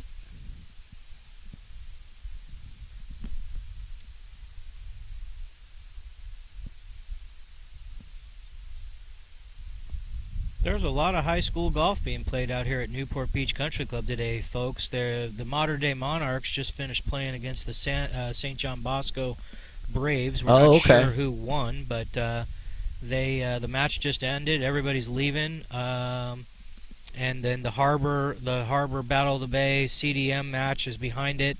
So we'll see. That's the one we're covering today. But just wanted to let you know, Newport Beach Country Club has really been a great host to a lot of great high school golf. I mean, this is a real treat for these kids to be able to play such a beautiful golf course like this. An exclusive country club, and they all don't get to do that, and for them to be able to do that as a high school memory is just fantastic. Kind of like what we were talking about earlier, Alex, that memories are made in high school sports, and this is one of them. And I'm just scrolling through the Golf Better app. We should have some updates coming in shortly as we're headed towards this final hole. And I know it's not the most exciting thing to see me looking at the app, but we're trying to get our scores tallied as we head towards the final hole for Group 1, that is. Still a lot of golf left to be played for the other groups through 5. Groups 5 and 6 are only on like the 4th or 5th hole, isn't that right, Alex? Yep, that's correct. I can see from my vantage point over here that Sam Thayer is right of the green on 9. Looks like he's going to be hitting what looks to be his 3rd shot. He's going to need to hit it pretty close if he wants to make a par. This is one of those things. This is one of Sam Thayer's specialties. I've known him again for a long, long time and watched him play a lot of golf. And his imagination is one of the hallmarks of his game. He sees shots that not everybody sees, and he's able to execute them. So let's see if what he can do here on this one. This one's going to be tough. And as you see on your TarTV feed, we've gone over to our camera on the 9th hole, back to live golf action for you on TarTV. And I'll check in now on the Golf Better app and see what kind of updates we have for you, as our second group now looks to be through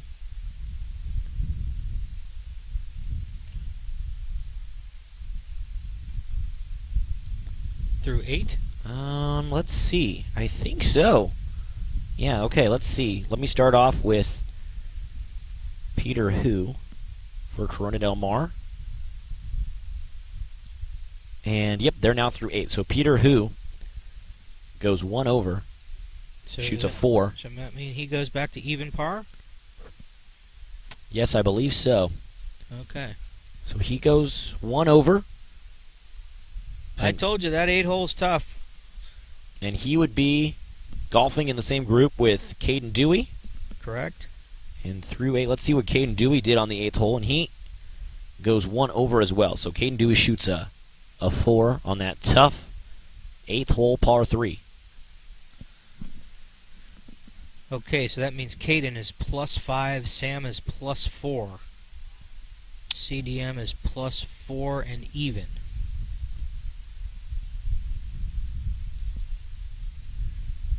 So let's go into that third group. Third group, Nick Thayer and Matt Niger. Niger. And let's see where they're at. I'm not sure if I have an update for them. No, they're still just through 6 holes. So they haven't gone through the 7th hole yet. What are they? What are they through 6? Let's see. For Matt Niger through 6, let me do some quick math. Some quick addition here. Give me a moment. 24. Matt Niger is 24 through 6. So that's probably even par. Let me tell you if that is. Or 1 over? No, yeah, even par. They played a par 5 and a par 3. So, and then Nick Thayer was 2 under when we checked last. let's see where he's at.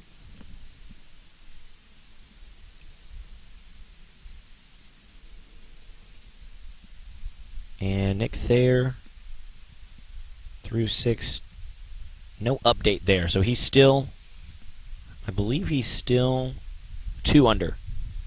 Okay.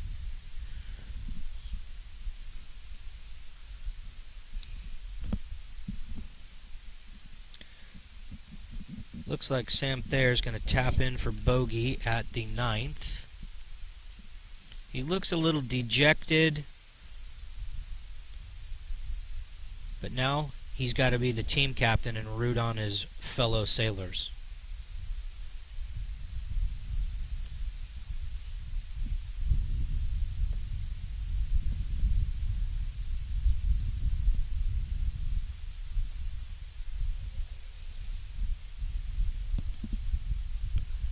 And so that hole that you're looking at on TarTV is the 9th hole.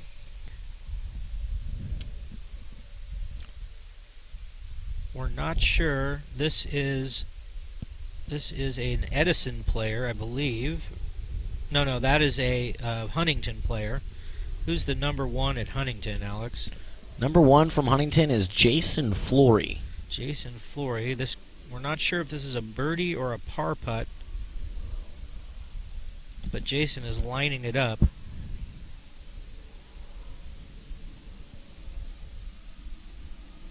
And he made it. Very good. Nice job, Jason. Good putt. And we have our first results coming in from hole number 9. Calder Overfelt from Corona Del Mar is through 9. He's done for the day. And on that 9th hole, he goes 1 over. So he was +5 on the day? I believe that is correct. Okay, and same with Sam Thayer, +5. Yeah, +5. And Sam Thayer, let's see if we have his results. Yep, we are. Sam Thayer finishes off his day as well. And he goes with a bogey on that 9th hole. Shoots a 5 on hole number 9. So he's done for the day.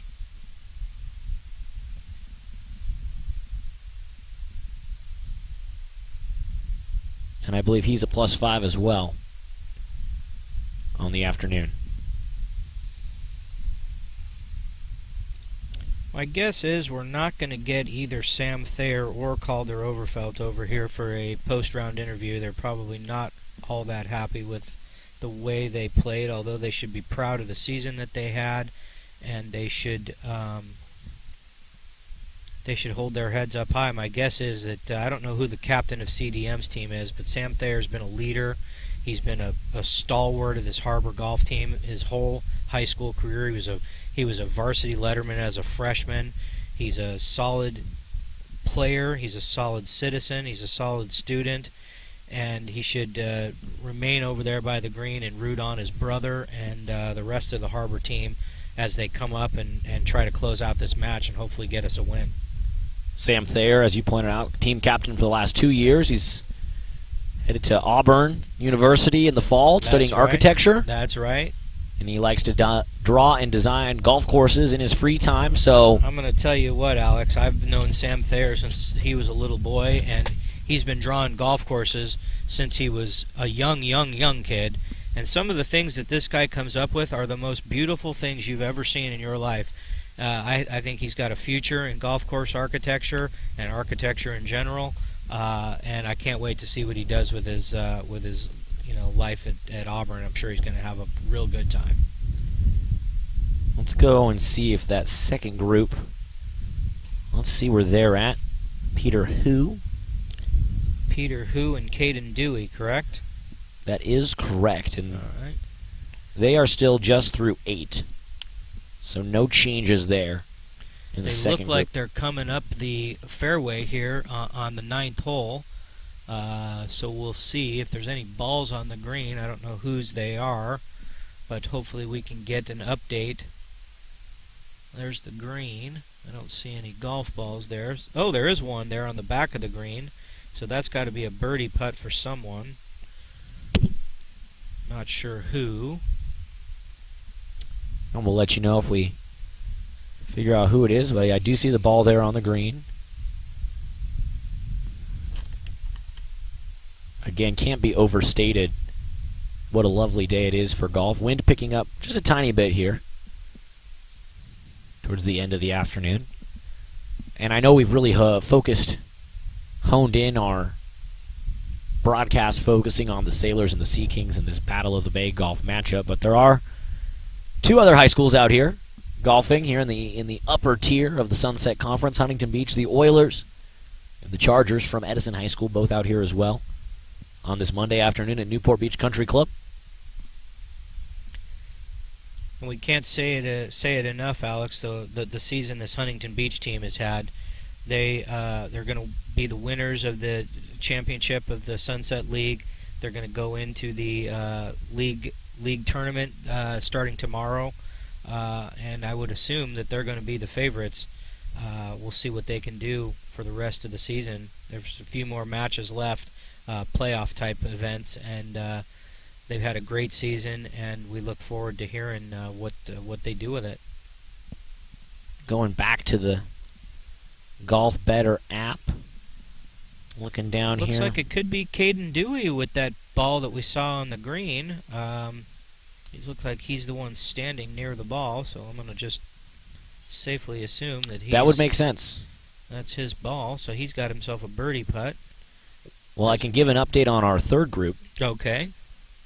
They are now through 7.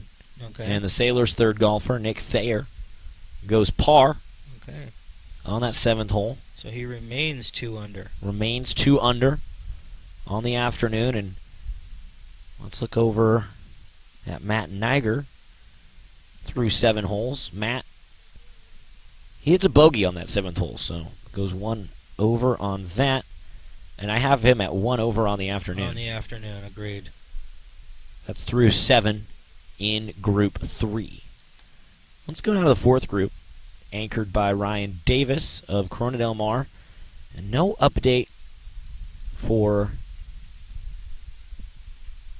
Ryan Davis and Kenny Swanson.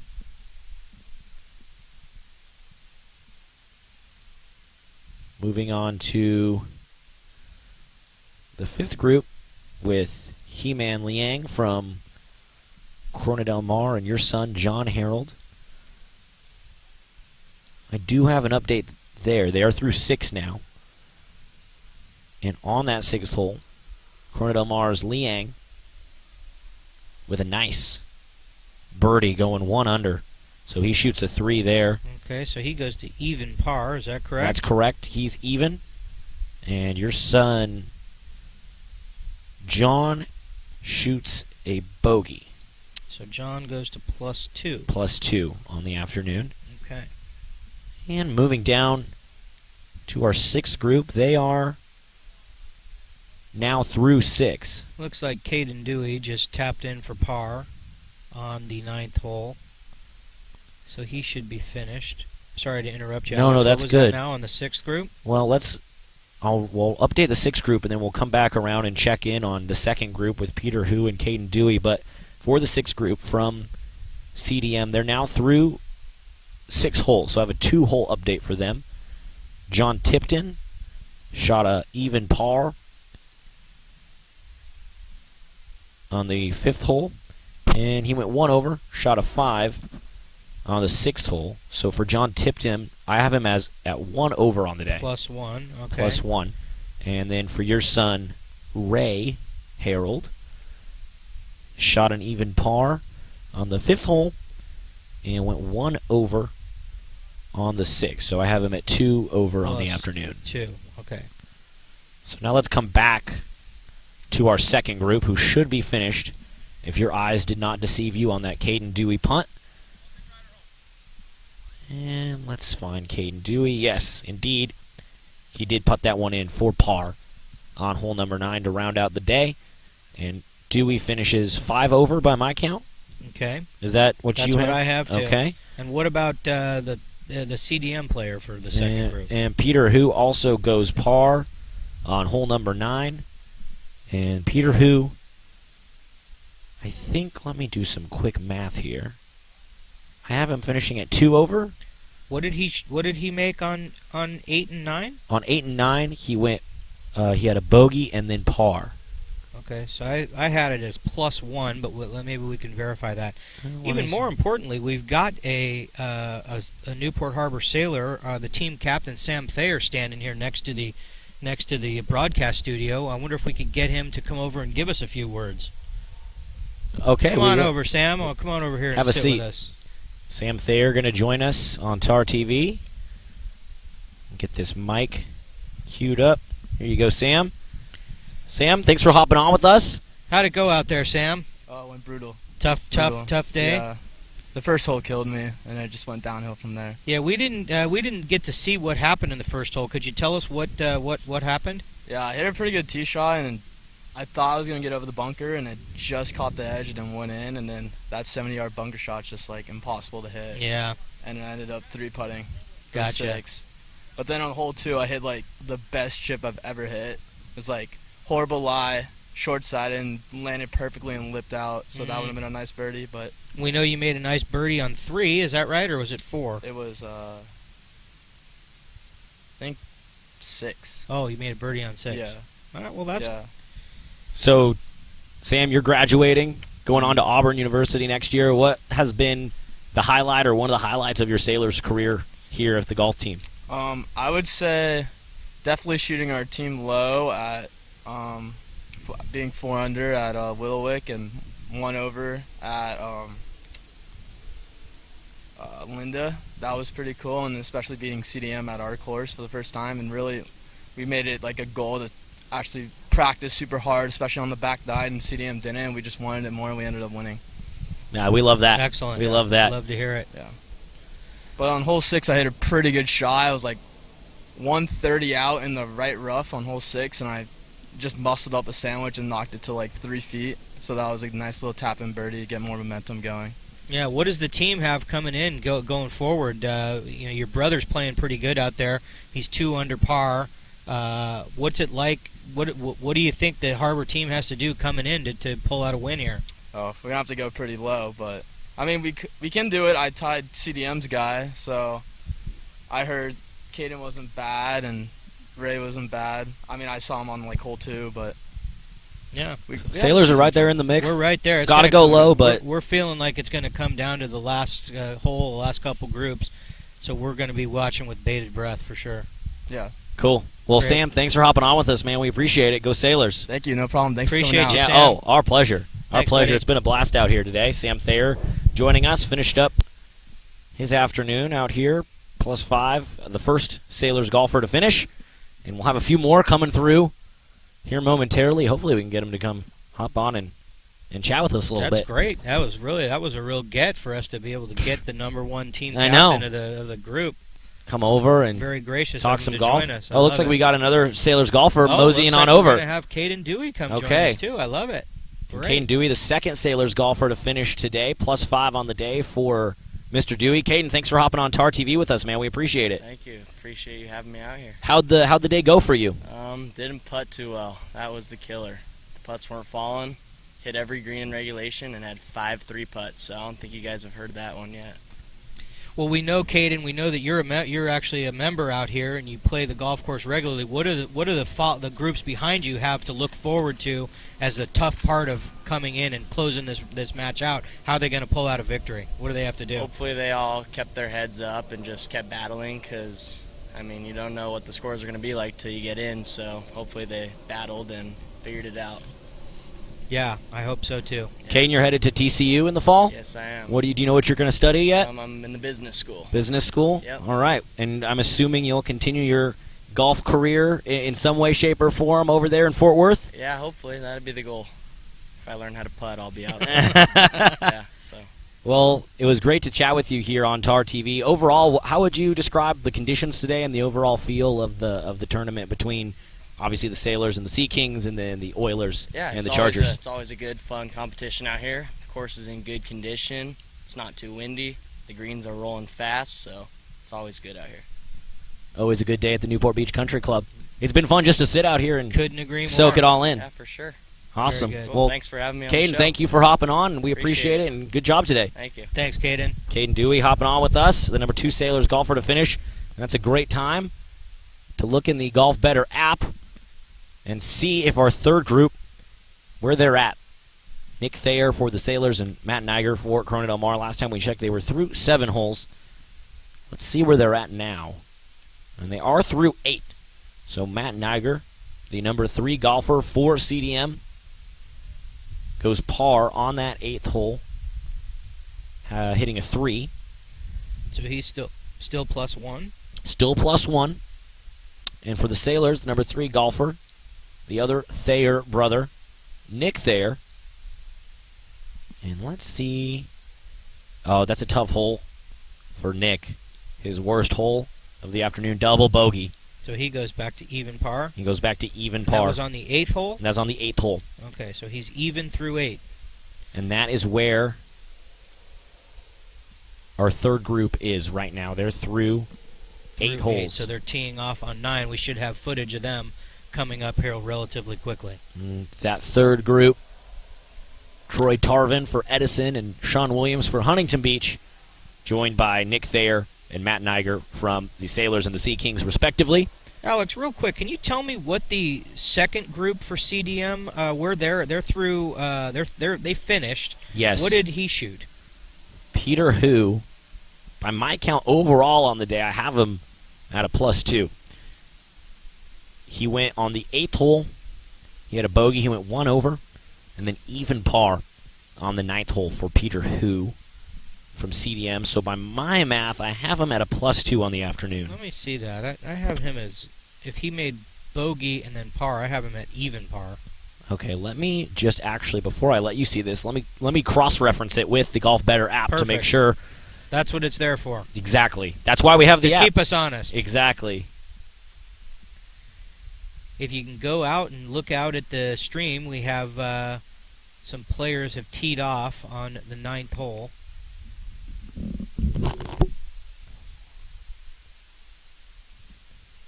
Yeah, I have Peter Hu as a +2 on the afternoon, but you might want to just double-check my math. Okay. I did cross-reference it to the Golf Better app, and everything on that was correct. And I will... Yes, you're right. +2 for Peter Hu. And that is the second group, Peter Hu going head-to-head with Caden Dewey, who we just spoke with here on TarTV.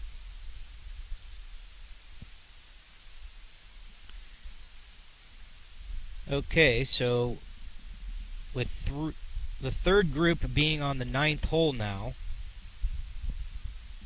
Yep, that's Nick. In the clubhouse, we have CDM with a 3-shot lead. That's with people that are finished. Yes. So we have a 3-shot lead. Now the rest of the players, the third hole, the third group is +1, and Nick Thayer is even, so that would make it down to a 2-shot lead for CDM. Now what about the 4th, 5th, and 6th groups out there for Harbor and CDM? Let's check in on the Golf Better app, and we do have an update with that 4th group, Kenny Swanson from the Sailors side.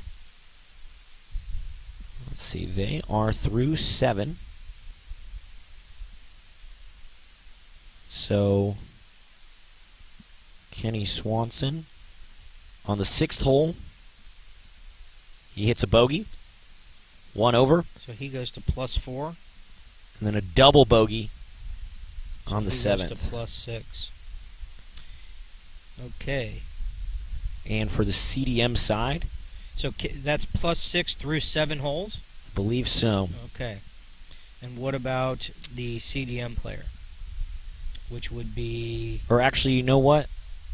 I believe that that's +5 for Kenny Swanson. Let me double check my math.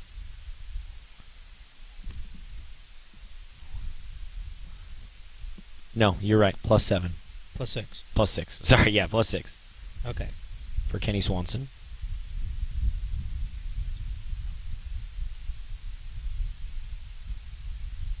No, I'm sorry. It is +7. It's +7 for Kenny. Thank you to our viewers at home for their patience with my math. That is +7 for Kenny Swanson. And let's compare that to Ryan Davis, his CDM counterpart.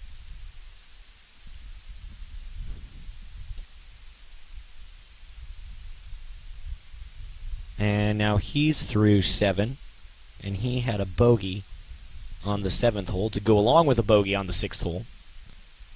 So is he +2 then? I have him at +1. +1, okay. +1, because he had that birdie on the 3rd hole. Okay. So I have him at +1. That's the 4th group. Who's coming through here on the 9th hole? So that would be Group 3. So that would be Nick Thayer and Matt Niger for Harbor and CDM, along with... Talking about the 3rd group? Yeah, Group 3 is on Yeah, the it's 9th. Sean Williams for Huntington Beach and Troy Tarvin for Edison, I believe, in that group. Okay. I see Nick Thayer right here in front of the green. I wonder if he drove it there. He certainly could have.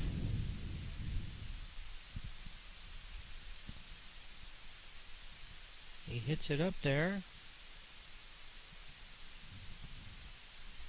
I didn't see where it ended up. He's got his hands on his hips. He doesn't look overjoyed.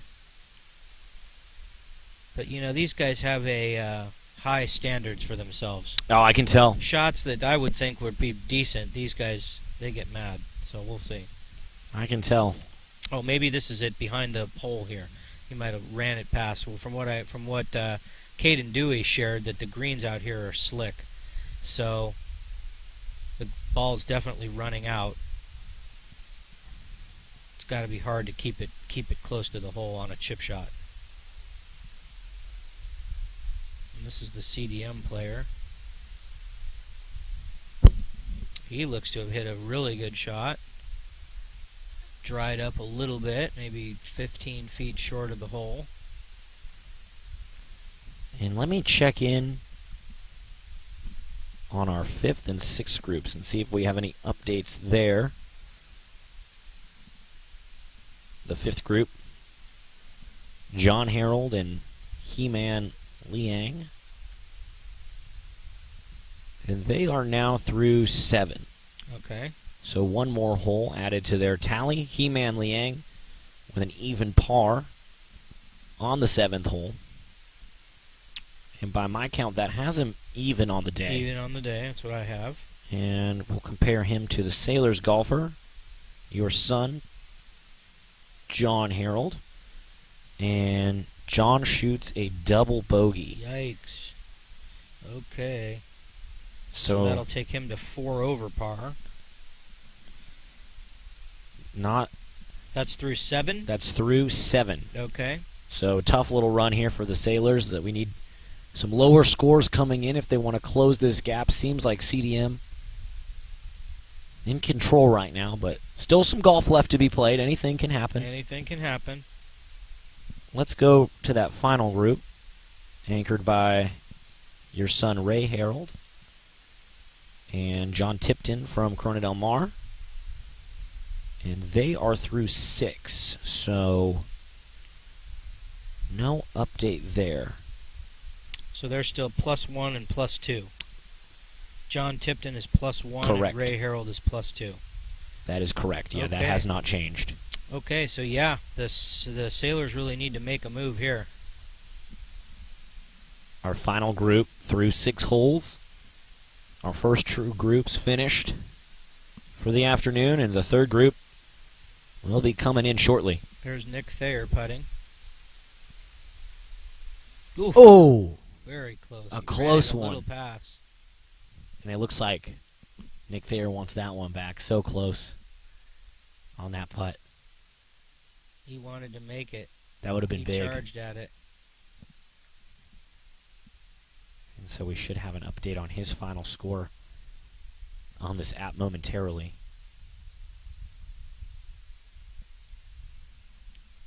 Nick Thayer and Matt Niger, the 2 golfers for the Sailors and Sea Kings respectively on the final hole here. This is Troy Tarvin from the Edison Chargers putting. Ooh, good speed, just didn't break for him. Broke after the hole. He'll tap in.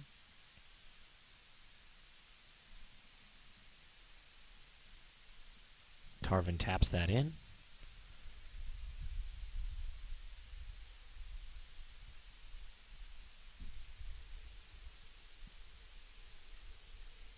And just an update in case we do have any Edison viewers.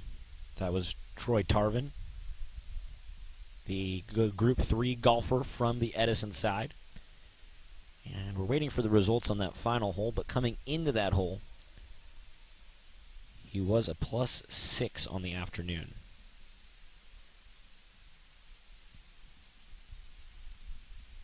I believe this is Nick Thayer putting for par, but I could be wrong. So hard to tell, the Corona Del Mar and Sailors uniforms so similar. He made it! Nice putt by Nick. Way to finish. That'll end the day for the Sailors sophomore, Nick Thayer. A nice putt there on the 9th hole. And this appears to be the Corona Del Mar golfer. This is the Corona Del Mar golfer, It's Matt Niger. Matt Niger. I believe he's putting for par as well. And he made it. Nice putt. So Matt Niger's day is through. And the sportsmanship is evident. Everybody's taking their hat off and shaking hands. A job well done. Fun day out there. Beautiful day for it at the Newport Beach Country Club. Office buildings of Fashion Island looming in the background. And we're here enjoying ourselves in the sun. Great day to get some sunshine. Put my sunglasses back on, Alex. Great day for some UV rays coming in. Don't worry, honey. I have my sunscreen on. Sunscreened up out here in the sun at the Newport Beach Country Club. And a good time to remind you to download the Golf Better app, BETTOR Golf Better. Title sponsor of our tournament here today and really making our job possible. We've had different parents tagging along with each group. All 6 groups had someone keeping score, updating it in the app. And if we didn't have that, we wouldn't be able to give updates, really. We'd be flying blind. We'd be making stuff up, and you'd have had to hear a lot more of us talking. Yes, a lot more of who knows what being said here on this broadcast. And our final scores for that third group are officially in, well, officially unofficial. officially for the broadcast, not necessarily the official scores of the day. But Nick Thayer goes par on that final hole. And it looks like he finishes the day. I have him at 1 under. Is that what you have? I had him even. Oh, you know what? No, I'm sorry. Yeah, because he did have a double bogey on that 8th hole. Right. And then 2 birdies, so I have him even as well. Even par, okay. Even par on the day for Nick Thayer. And then Matt Niger. Matt Niger from Corona Del Mar, he goes 1 over on that final hole. And that puts him, I have him at 2 over on the day. That's correct. Okay, so I mean, with the groups that are done, Alex, I mean it's still razor thin. The CDMC Kings have a 1-shot lead. And we still have 3 groups remaining. We still have 3 groups remaining. The 4th, 5th, and 6th groups. The 4th, 5th, and 6th groups are what I told you at the beginning, are what cause you to win and lose, and we're hoping that these 3 groups coming in for the Sailors can perform some magic and get some stuff going here on the last 3 holes. Well, let's check in with that 4th group, led by the Sailors. Kenny Swanson. It's just one of these things, Alex. It's just so hard out there with the golf course in the condition that it's in. It's playing firm and fast, much like a professional tour event. These high school players, sometimes aren't used to seeing greens that speeds, and it's difficult. So we're just hoping that they can finish strong and keep their wits about them, and post a good score. So I have an update on that 4th group. Ryan Davis from Corona Del Mar and Kenny Swanson for the Sailors on the 8th hole, par 3. Swanson with a bogey going 1 over, and Ryan Davis double bogey. Okay. So a score there that should help the Sailors out a little bit. In total, that by my count, I have Ryan Davis as 3 over. 3 over. On the afternoon. And Kenny Swanson for the Sailors through 8 I have at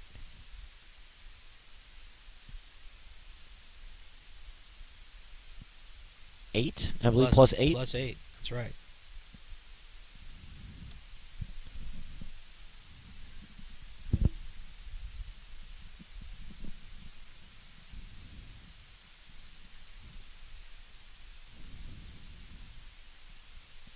It was fun to chat with Sam Thayer and Caden Dewey, a couple of the Sailors golfers. Very cool, very cool. Hopefully we can get Nick Thayer over here, and so he can tell us about when he hit that ball to 2 feet. I know. That would be really fun. I like that. That was one of the highlights of the day today. From what I'm looking at here on the screen, Alex, it looks like there's a couple balls on the green, and one looks like it could be really close. So let's, since we are TarTV, let's hope it's Kenny Swanson's. Yes. And I'll double check here. So that should be... He's pulling the putter cover off the putter. That should be Kenny Swanson, Group 4, coming through on that final hole right now. And like you said, this can be where the match is decided. Still razor thin. Sailors need a couple balls to break their way, but they're within striking distance of the Sea Kings, who have a small lead. What is it, a few stroke lead for Corona Del Mar? Looks like...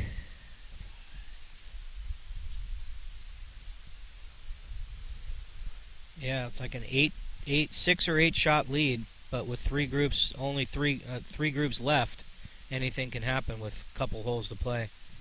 Kenny Swanson here is lining up a birdie putt for himself. Looks to be, I don't know, 10, 15 feet maybe.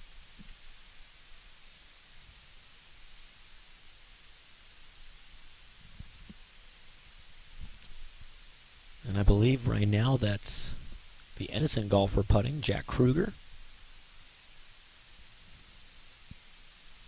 Here comes Kenny, lining up his putt. That's the Sailors sophomore, Kenny Swanson, co-MVP this year. along with Nick Thayer, lining up to putt on the 9th hole.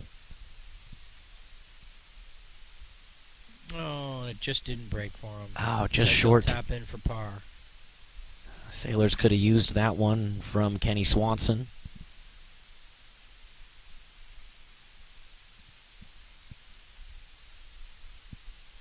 He taps it in. Good par, Kenny. And Oh, it looks like we have Nick Thayer coming over towards the broadcast booth. Maybe we could get an interview with Nick. Alex, I think that would be great if Nick Thayer wanted to come and sit over here in the broadcast booth with him. We have an extra mic. We definitely want to talk to him about what happened on that second hole. We saw that beautiful shot. Nick Thayer joining us here. We have you on our scorecard at even par on the day. Correct, yes. How were the conditions out there? How was the golf today? It was tough. The greens are really fast. They were super hard too. Tough to get spin out there, but somehow made it happen. I don't know. Can say I got lucky on a couple shots, but Can you it wasn't give us bad. Can you give us a description of that second hole? It looked like we got some video from the course, and Oh yeah. I hit a pretty good drive up the left side. I had perfect number in, my perfect sandwich, 118 yards. Hit a little baby draw right on the center green, spun it to about 3 feet, tapped in the birdie. It was pretty nice, I'm not going to lie. I love it. Yeah, that Yeah, was one of I- our highlights on the broadcast. We had that clip on here, and it looked awesome. You Yeah. went on a birdie on that hole. Yep. And you made another birdie. I What did. hole was that, Nick? That was hole 6. It Yeah. was hole 6, yeah. So I actually hit another really good drive on that hole. I only had about 90 yards in, 95 in. Yeah. That's a long hole. And yeah, it is. I think I caught a little speed slow off my drive. But I actually hit my ball long just off the back of the green, but I made the putt from Oh, off the beautiful. back. Very good. Yeah, it was nice, but made the crucial mistake on 8. I took too much club and I hit it long of the green. I doubled. I It was was terrible. describing to Alex, me knowing the course a little bit, I was describing to him that 8th hole is a tough one. It is It's tough. a long par 3, and it's usually into the wind, and Yeah, club selection is key there. And 100%. yeah, it's a very difficult hole. Nick, Took the longer club and paid for it. co-MVP as a sophomore. 2 Yeah. years left in your Sailors career. What are you most looking forward to next season?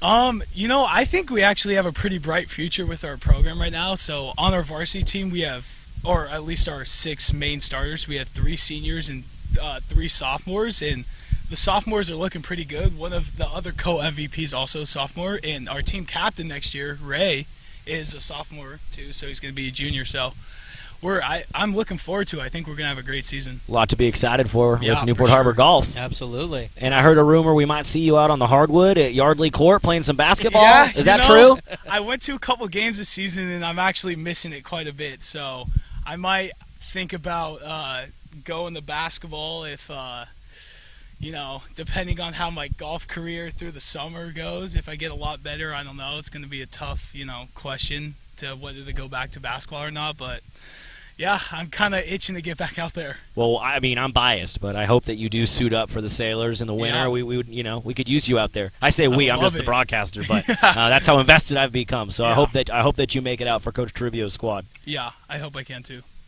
Awesome. Congratulations Yeah. on a great season, Nick. Thank you. Yeah, Good great round season. today. Good playing. Yeah, Thanks. thanks, Nick. Nick Thayer joining us here. Great to talk to him. Glad we got to ask about that birdie on the second hole. Yeah. One of the highlights of our Yeah, broadcast. get to hear about the birdie on the 6th. That's I'm glad right. We got to hear about that too. Great day for Nick Thayer, even par through these front 9 holes of the Newport Beach Country Club. And I'm sure since that interview, we probably have an update on our remaining 3 groups. Let's double check here.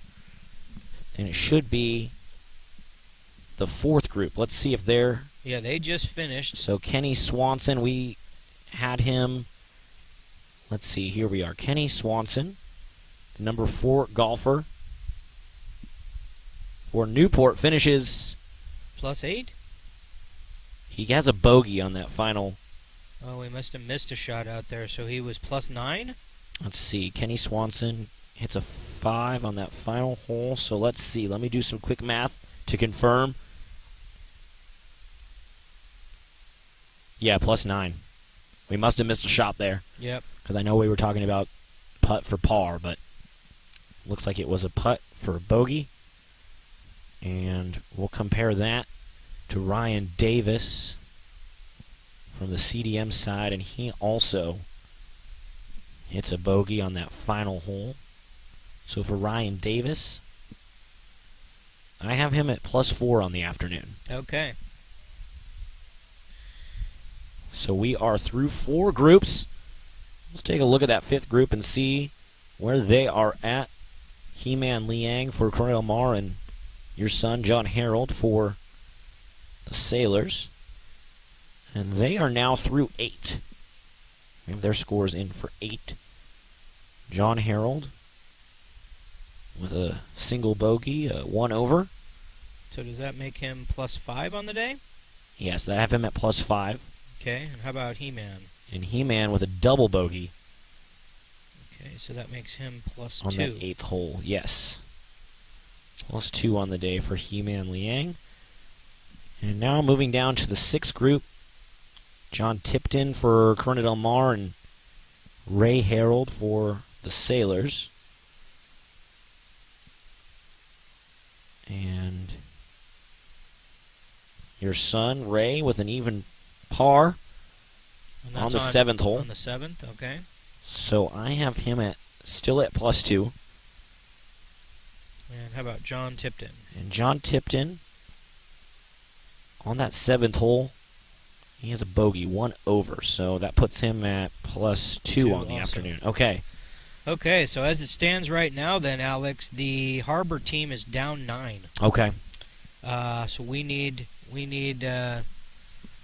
you never want to wish ill will on your opponent, but we're going to need some help from the CDM Sea Kings in order to pull this one out, is my guess. We would need a pretty dramatic Corona Del Mar collapse here towards the end.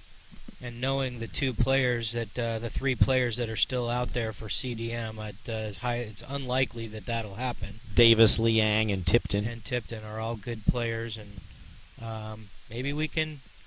Yesterday at the PGA Championship, it was Brooks Koepka against Phil Mickelson, and they had 5 2-shot swings in their match, and maybe that's what it's going to take for the Harbor Sailors to pull this one out. It's going to take a couple of 2-shot swings. So the next group finishing should be that. Would it be that 4th group, or are we? No, the 4th group is done. That's so right. It should be the 5th group: John Harold and He-Man Liang. Yep, that's correct. And they should be finishing up any second now.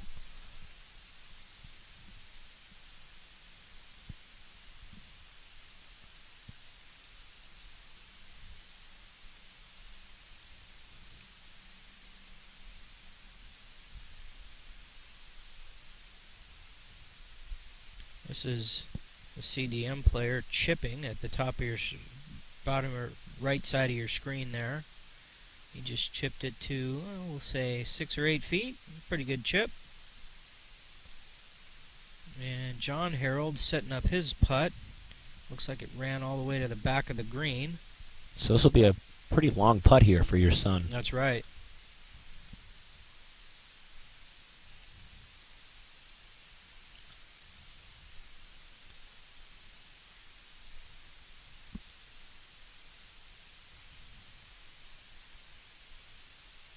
John's been known as a pretty good putter throughout his career at Newport Harbor.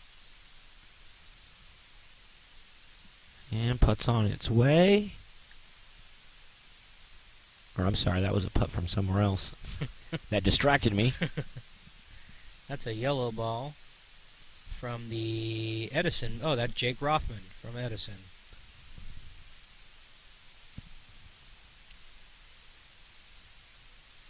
From what we've seen, everybody's over-reading this. They think it breaks more to the right than it actually does. So let's see if John can get the read down properly.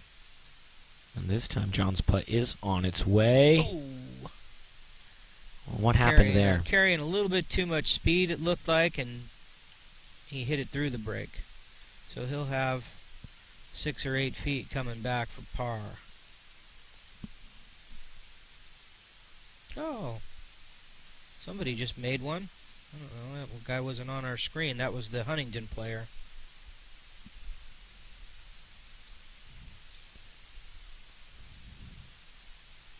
So this is our 5th group that we're looking at here on hole number 9. He-Man Liang and John Harold from Corona Del Mar and Newport, respectively, along with Jake Rothman and Dane Watkins for Edison and Huntington Beach. That's a nice putt. Nice putt from He-Man. And we should get some final scores from that 9th hole coming through here momentarily.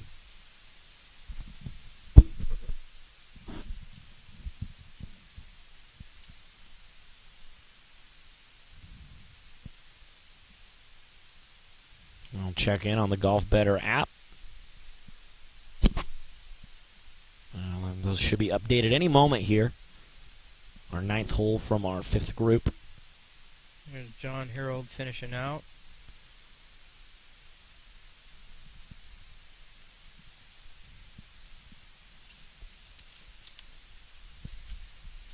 And he made it. Good par, John. So that should be a par finish for your son, John Harold. Should have been.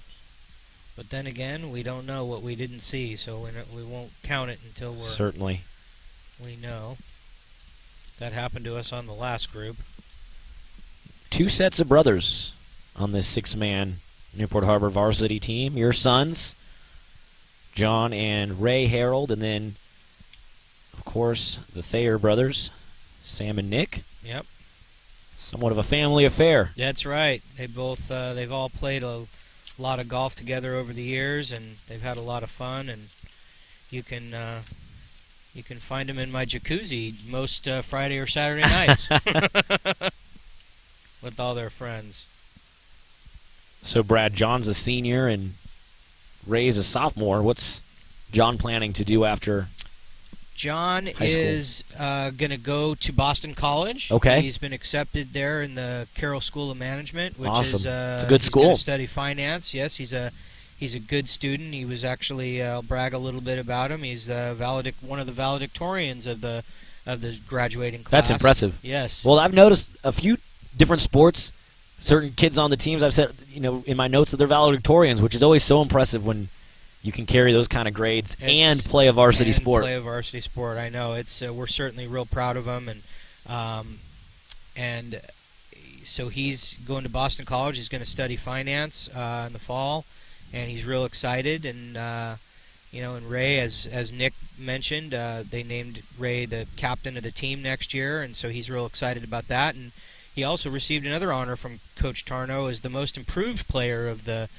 team this year. So he's a golf addict, and he's really looking forward to continuing on with the Sailors. Check in on the Golf Better app. Get those official final scores from the 9th hole. In the 5th group, He-Man Liang and John Harold. And those scores are in on the app. John Harold with par. That putt was for par. So I have him finishing on the day at +5. +5. And then He-Man also putting that one in for par. So he finished +2. And I have him, yes, +2 on the day. Okay. 2 bogeys, 2 birdies, and a double bogey for the Corona Del Mar golfer. And that leaves just one group remaining. The 6th group to finish up. Let's check in on their scores. Ray Harold from Newport Harbor and John Tipton for Corona Del Mar. The last time we checked in with them, they were both +2, so they're tied. So this hole will be a little bit of have something to play for. Who can win the man-to-man match? So they were +2 through 7. We do have their scores now through 8. Okay. John Tipton with a double bogey on that 8th hole, so that puts him up to +4. Okay. And then your son, Ray Harold, with a single bogey. So he's +3. Heading into the 9th. Our final hole, our final group, our final golfers. So it looks as though, from my calculations,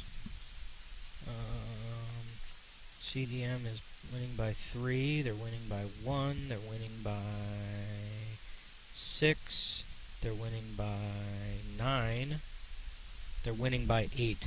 8-stroke so lead. The chance of the Harbor Sailors winning the Battle of the Bay here at Newport Beach Country Club is, I can't even say slim. It's pretty much none. Infinitesimal. It's non-existent. It doesn't exist. The But chance that does not doesn't- exist. That doesn't mean that it wasn't a great season and a successful year, and that there isn't still a lot of more tournaments in golf to play. So let's see how it finishes out here, and maybe we can end with a bang and maybe get a couple of birdies here from Harold and Tipton and see what happens. Be nice to see if we could get a interview from Well, we have either John Harold or Kenny Swanson. They seem to be over there hanging out with the team, which is understandable. Their last match of their season, and they probably want to be with their team a little longer. So this is it for the year, huh? Well, this is the last league match. Now they have league finals tomorrow, which is a league tournament, and there's some players going to that. And then there's the CIF matches to see how we might do in CIF, and it's just the last regular season match, I should have called it. And I want to give a shout out, while we're giving some shout outs on this broadcast, to the girls golf team. I heard that they were tuned in watching our TarTV live stream today from the Newport Beach Country Club, so shout out to them. Newport Harbor Girls Golf, thank you for tuning in. We appreciate it. How did the Newport Harbor girls golf team do today? They had a match too. I wonder what happened. I'd like an update on that. Maybe Be someone nice. can put it in the chat. Yeah, Let us know, because give them a shout out too. I'd love to hear how they did today. Coach Tarno was out there with the girls golf team, and That's right, you said he coaches both. he coaches both. Yes. Wow.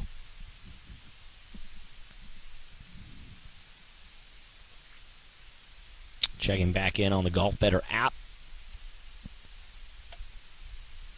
Looking for some final scores from Tipton and Harold on this final hole, final round, final grouping.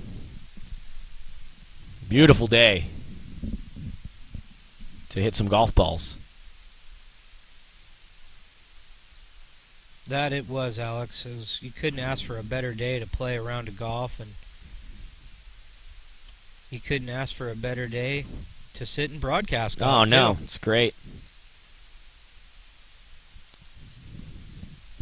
That ball, I think that's Ray Harold over there in the shadow about to putt. He ran it a little bit past. He's going to have to make a 10-footer to come back.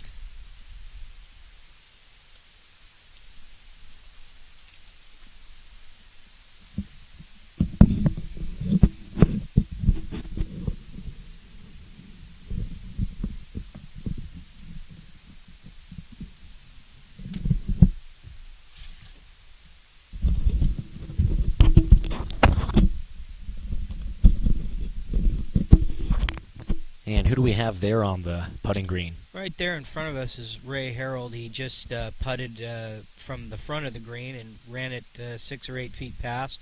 He's going to have a par putt. I'm not sure whose yellow ball that is. Looks like somebody just putted one up to real close to the green there, to the pin there, the hole there. We'll see who that is as soon as they... Looks like it's just a tap in. Let's see if he goes up and taps it in. Looks like that could be John Tipton from CDM. Just going to finish. Oh, he's going to mark.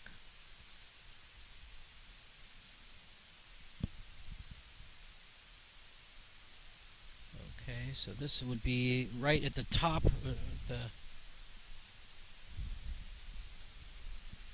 front of this golf bag here is the Huntington player. Oh, the ball right there in front of the bag towards Yep, the right of the yellow screen. ball, yep.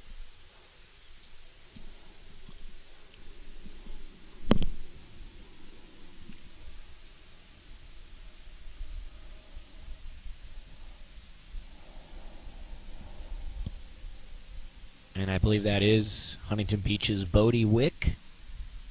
A lefty for you, Alex. There we go. Shout out to Bodie Wick with the putt attempt here. Rolling He's into the trying shadows. to channel his inner Phil Mickelson today, I'm sure.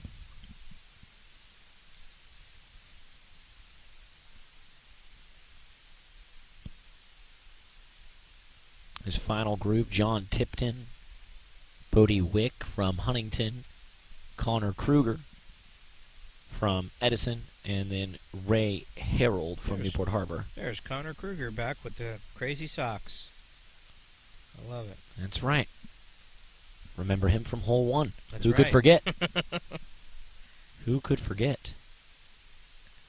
Here's Ray Harold putting for what we think is for par.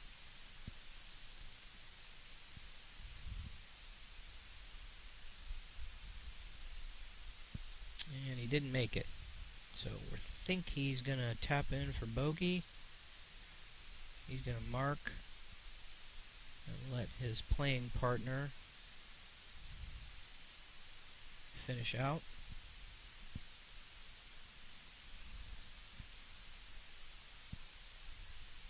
Good putt.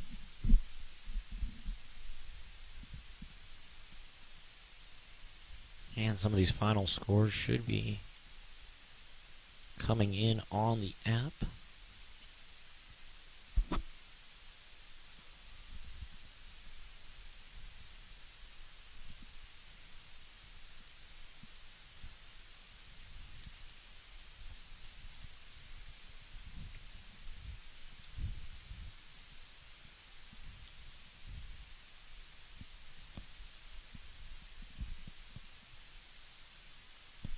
And who is that putting there? That's John Tipton from CDM, and he makes it. That's likely a par for John.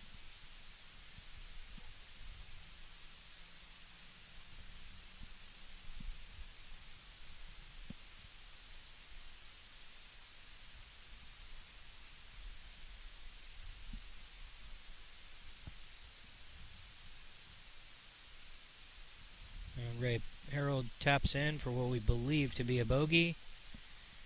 They'll take their hats off, shake hands, And that'll do it.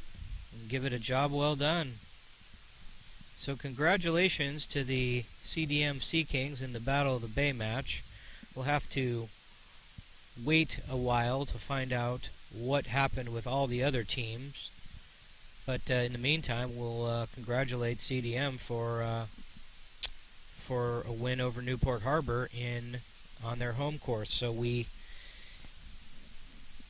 finish out the season 1-1 against CDM. We beat them on our home course, and they beat us on theirs. It's always tough to beat a team on their home golf course, but we thought we might have had a chance, and it just didn't happen today. That's golf. That's what happens. Still a fun way to close out the year. Absolutely. Here, late May, Newport Beach Country Club, beautiful day for some golf. And, you know, I'm sure there's a couple shots in there that Sailors golfers would want to have back, and probably some CDM golfers and Huntington Beach and Edison, but still some good performances today. Nick Thayer, team MVP for this match, going even par. Absolutely. We got to talk with him a little bit. He had those 2 birdies on the second hole and the 6th hole.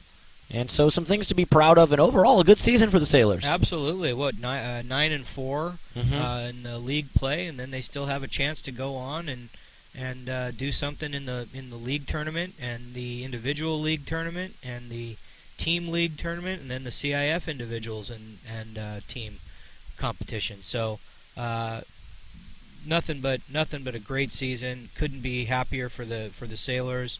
And bright future ahead for all of them. Hopefully, in the next 2 years, we can get a league title. Be nice. That would be great, and congratulations to Huntington Beach for their league title this year. Great job by the Oilers this season, but as you just said, as we talked about throughout this broadcast, the future is bright for the Newport Harbor Sailors. Absolutely. So they fall to CDM here today at the Newport Beach Country Club. Some great performances all around. 1-1. On the year, so they did get one against the Sea Kings. Correct. It's great. Split the season series. Yeah. 1-1 against Corona Del Mar. And before we wrap this thing up, we'll see maybe 1 or 2 Newport golfers will wander over here for a little post-match interview. But I don't know. They're over there talking it up with the other golfers and their coaches. So we'll see if we can maybe grab another golfer for a post-game interview. We'd love to get any Newport Harbor, like either Kenny, Ray, or John, the only ones that haven't been interviewed. Kenny Swanson And the Harold Bros. and the Harold brothers. Maybe get John. He's a senior. Little father-son interview. I think that might be another TarTV first. And we appreciate all the participation we can get from the players and the chat. The chat was pretty active today. very active. We even had some CDM guys wanting to get into the action. All right. They obviously don't know this is TarTV. Oh, looks like we have member of the 6th group, Ray Harold, joining us here on TarTV for a little end of the round update. How's it going? Ray, welcome on to TarTV. How did you feel today out there on the course, wrapping up the season? Or the regular season, I should say. Well, I hit the ball pretty well. I just couldn't make any putts today, and it was just hard to get some birdies out there. It's a pretty difficult course. Some of the pins are tough to get to, and I was just leaving myself pretty long birdie putts, and I just wasn't able to make any. It happens. That's golf, right? Yeah. We've been talking to a lot of the young Harbor players, the sophomores, you being one of them, and Kenny and Nick, and everybody keeps talking about how the future looks bright for the Newport Harbor Sailors. What are your thoughts on it? Oh, yeah, for sure. We got a couple guys leaving us, but our lower class guys are still going to bring up the horse later, and we're looking strong for the next couple years. Yeah, the future is definitely bright, and we were talking about a lot of firsts today on TarTV. First golf broadcast, my first golf broadcast ever, and then now our first father-son post-game interview on TarTV. So that's pretty cool. I don't know how often that'll ever happen. So well, I'm hoping it's going to happen again in about 2 minutes. I see John Harold standing over there too. Well, yeah, then we'll have it. Yeah, then it'll become the new norm. Well, Ray, thanks for hopping on with us. Yeah. We're excited to see your golf future continue for the Newport Harbor Sailors. Thank you.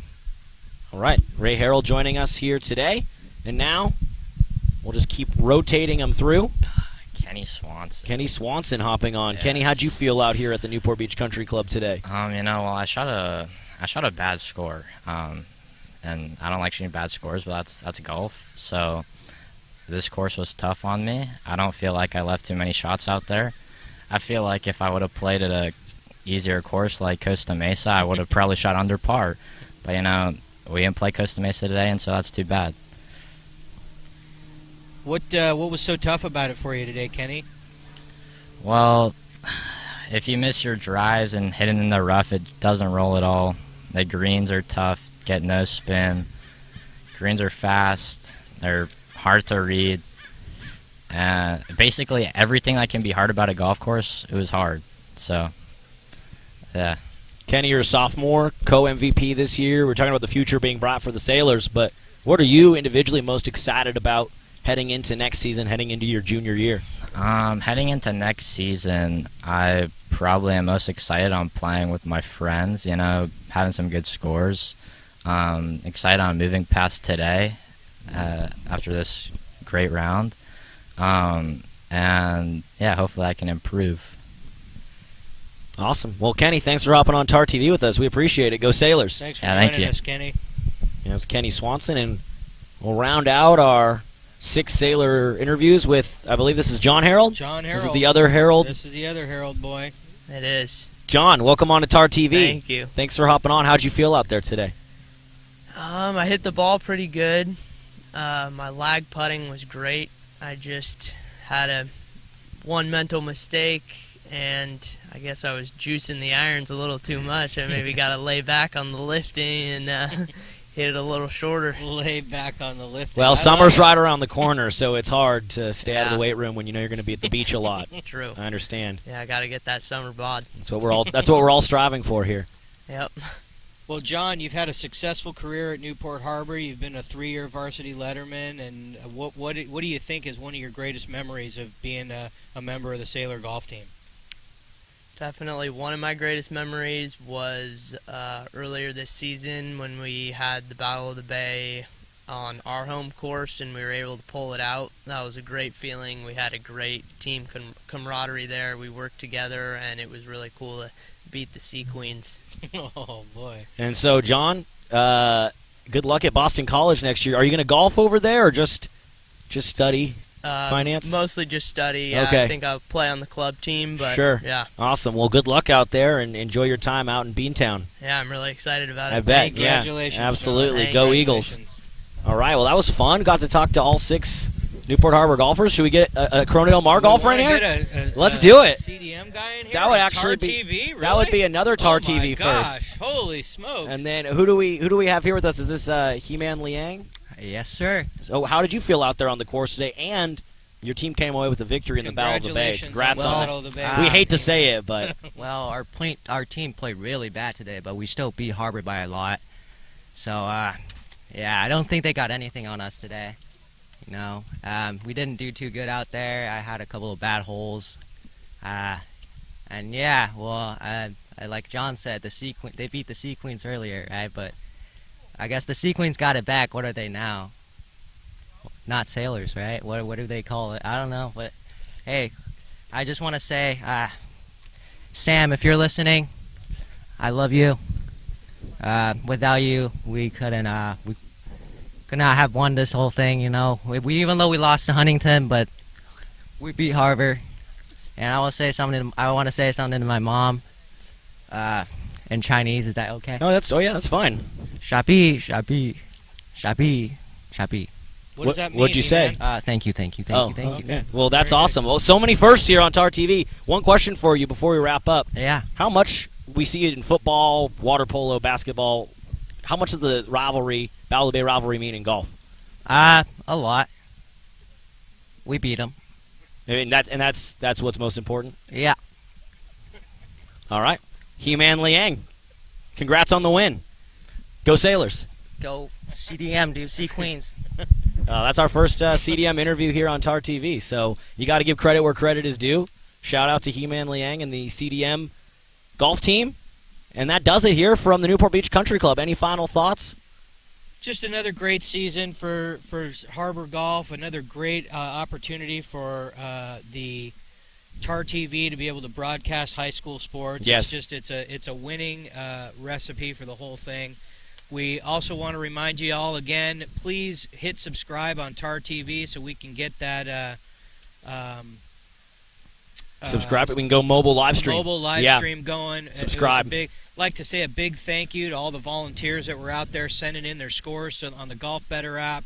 We really appreciate it. We really appreciate TarTV being out here and being able to broadcast this, and the Harbor Booster Club. We appreciate it.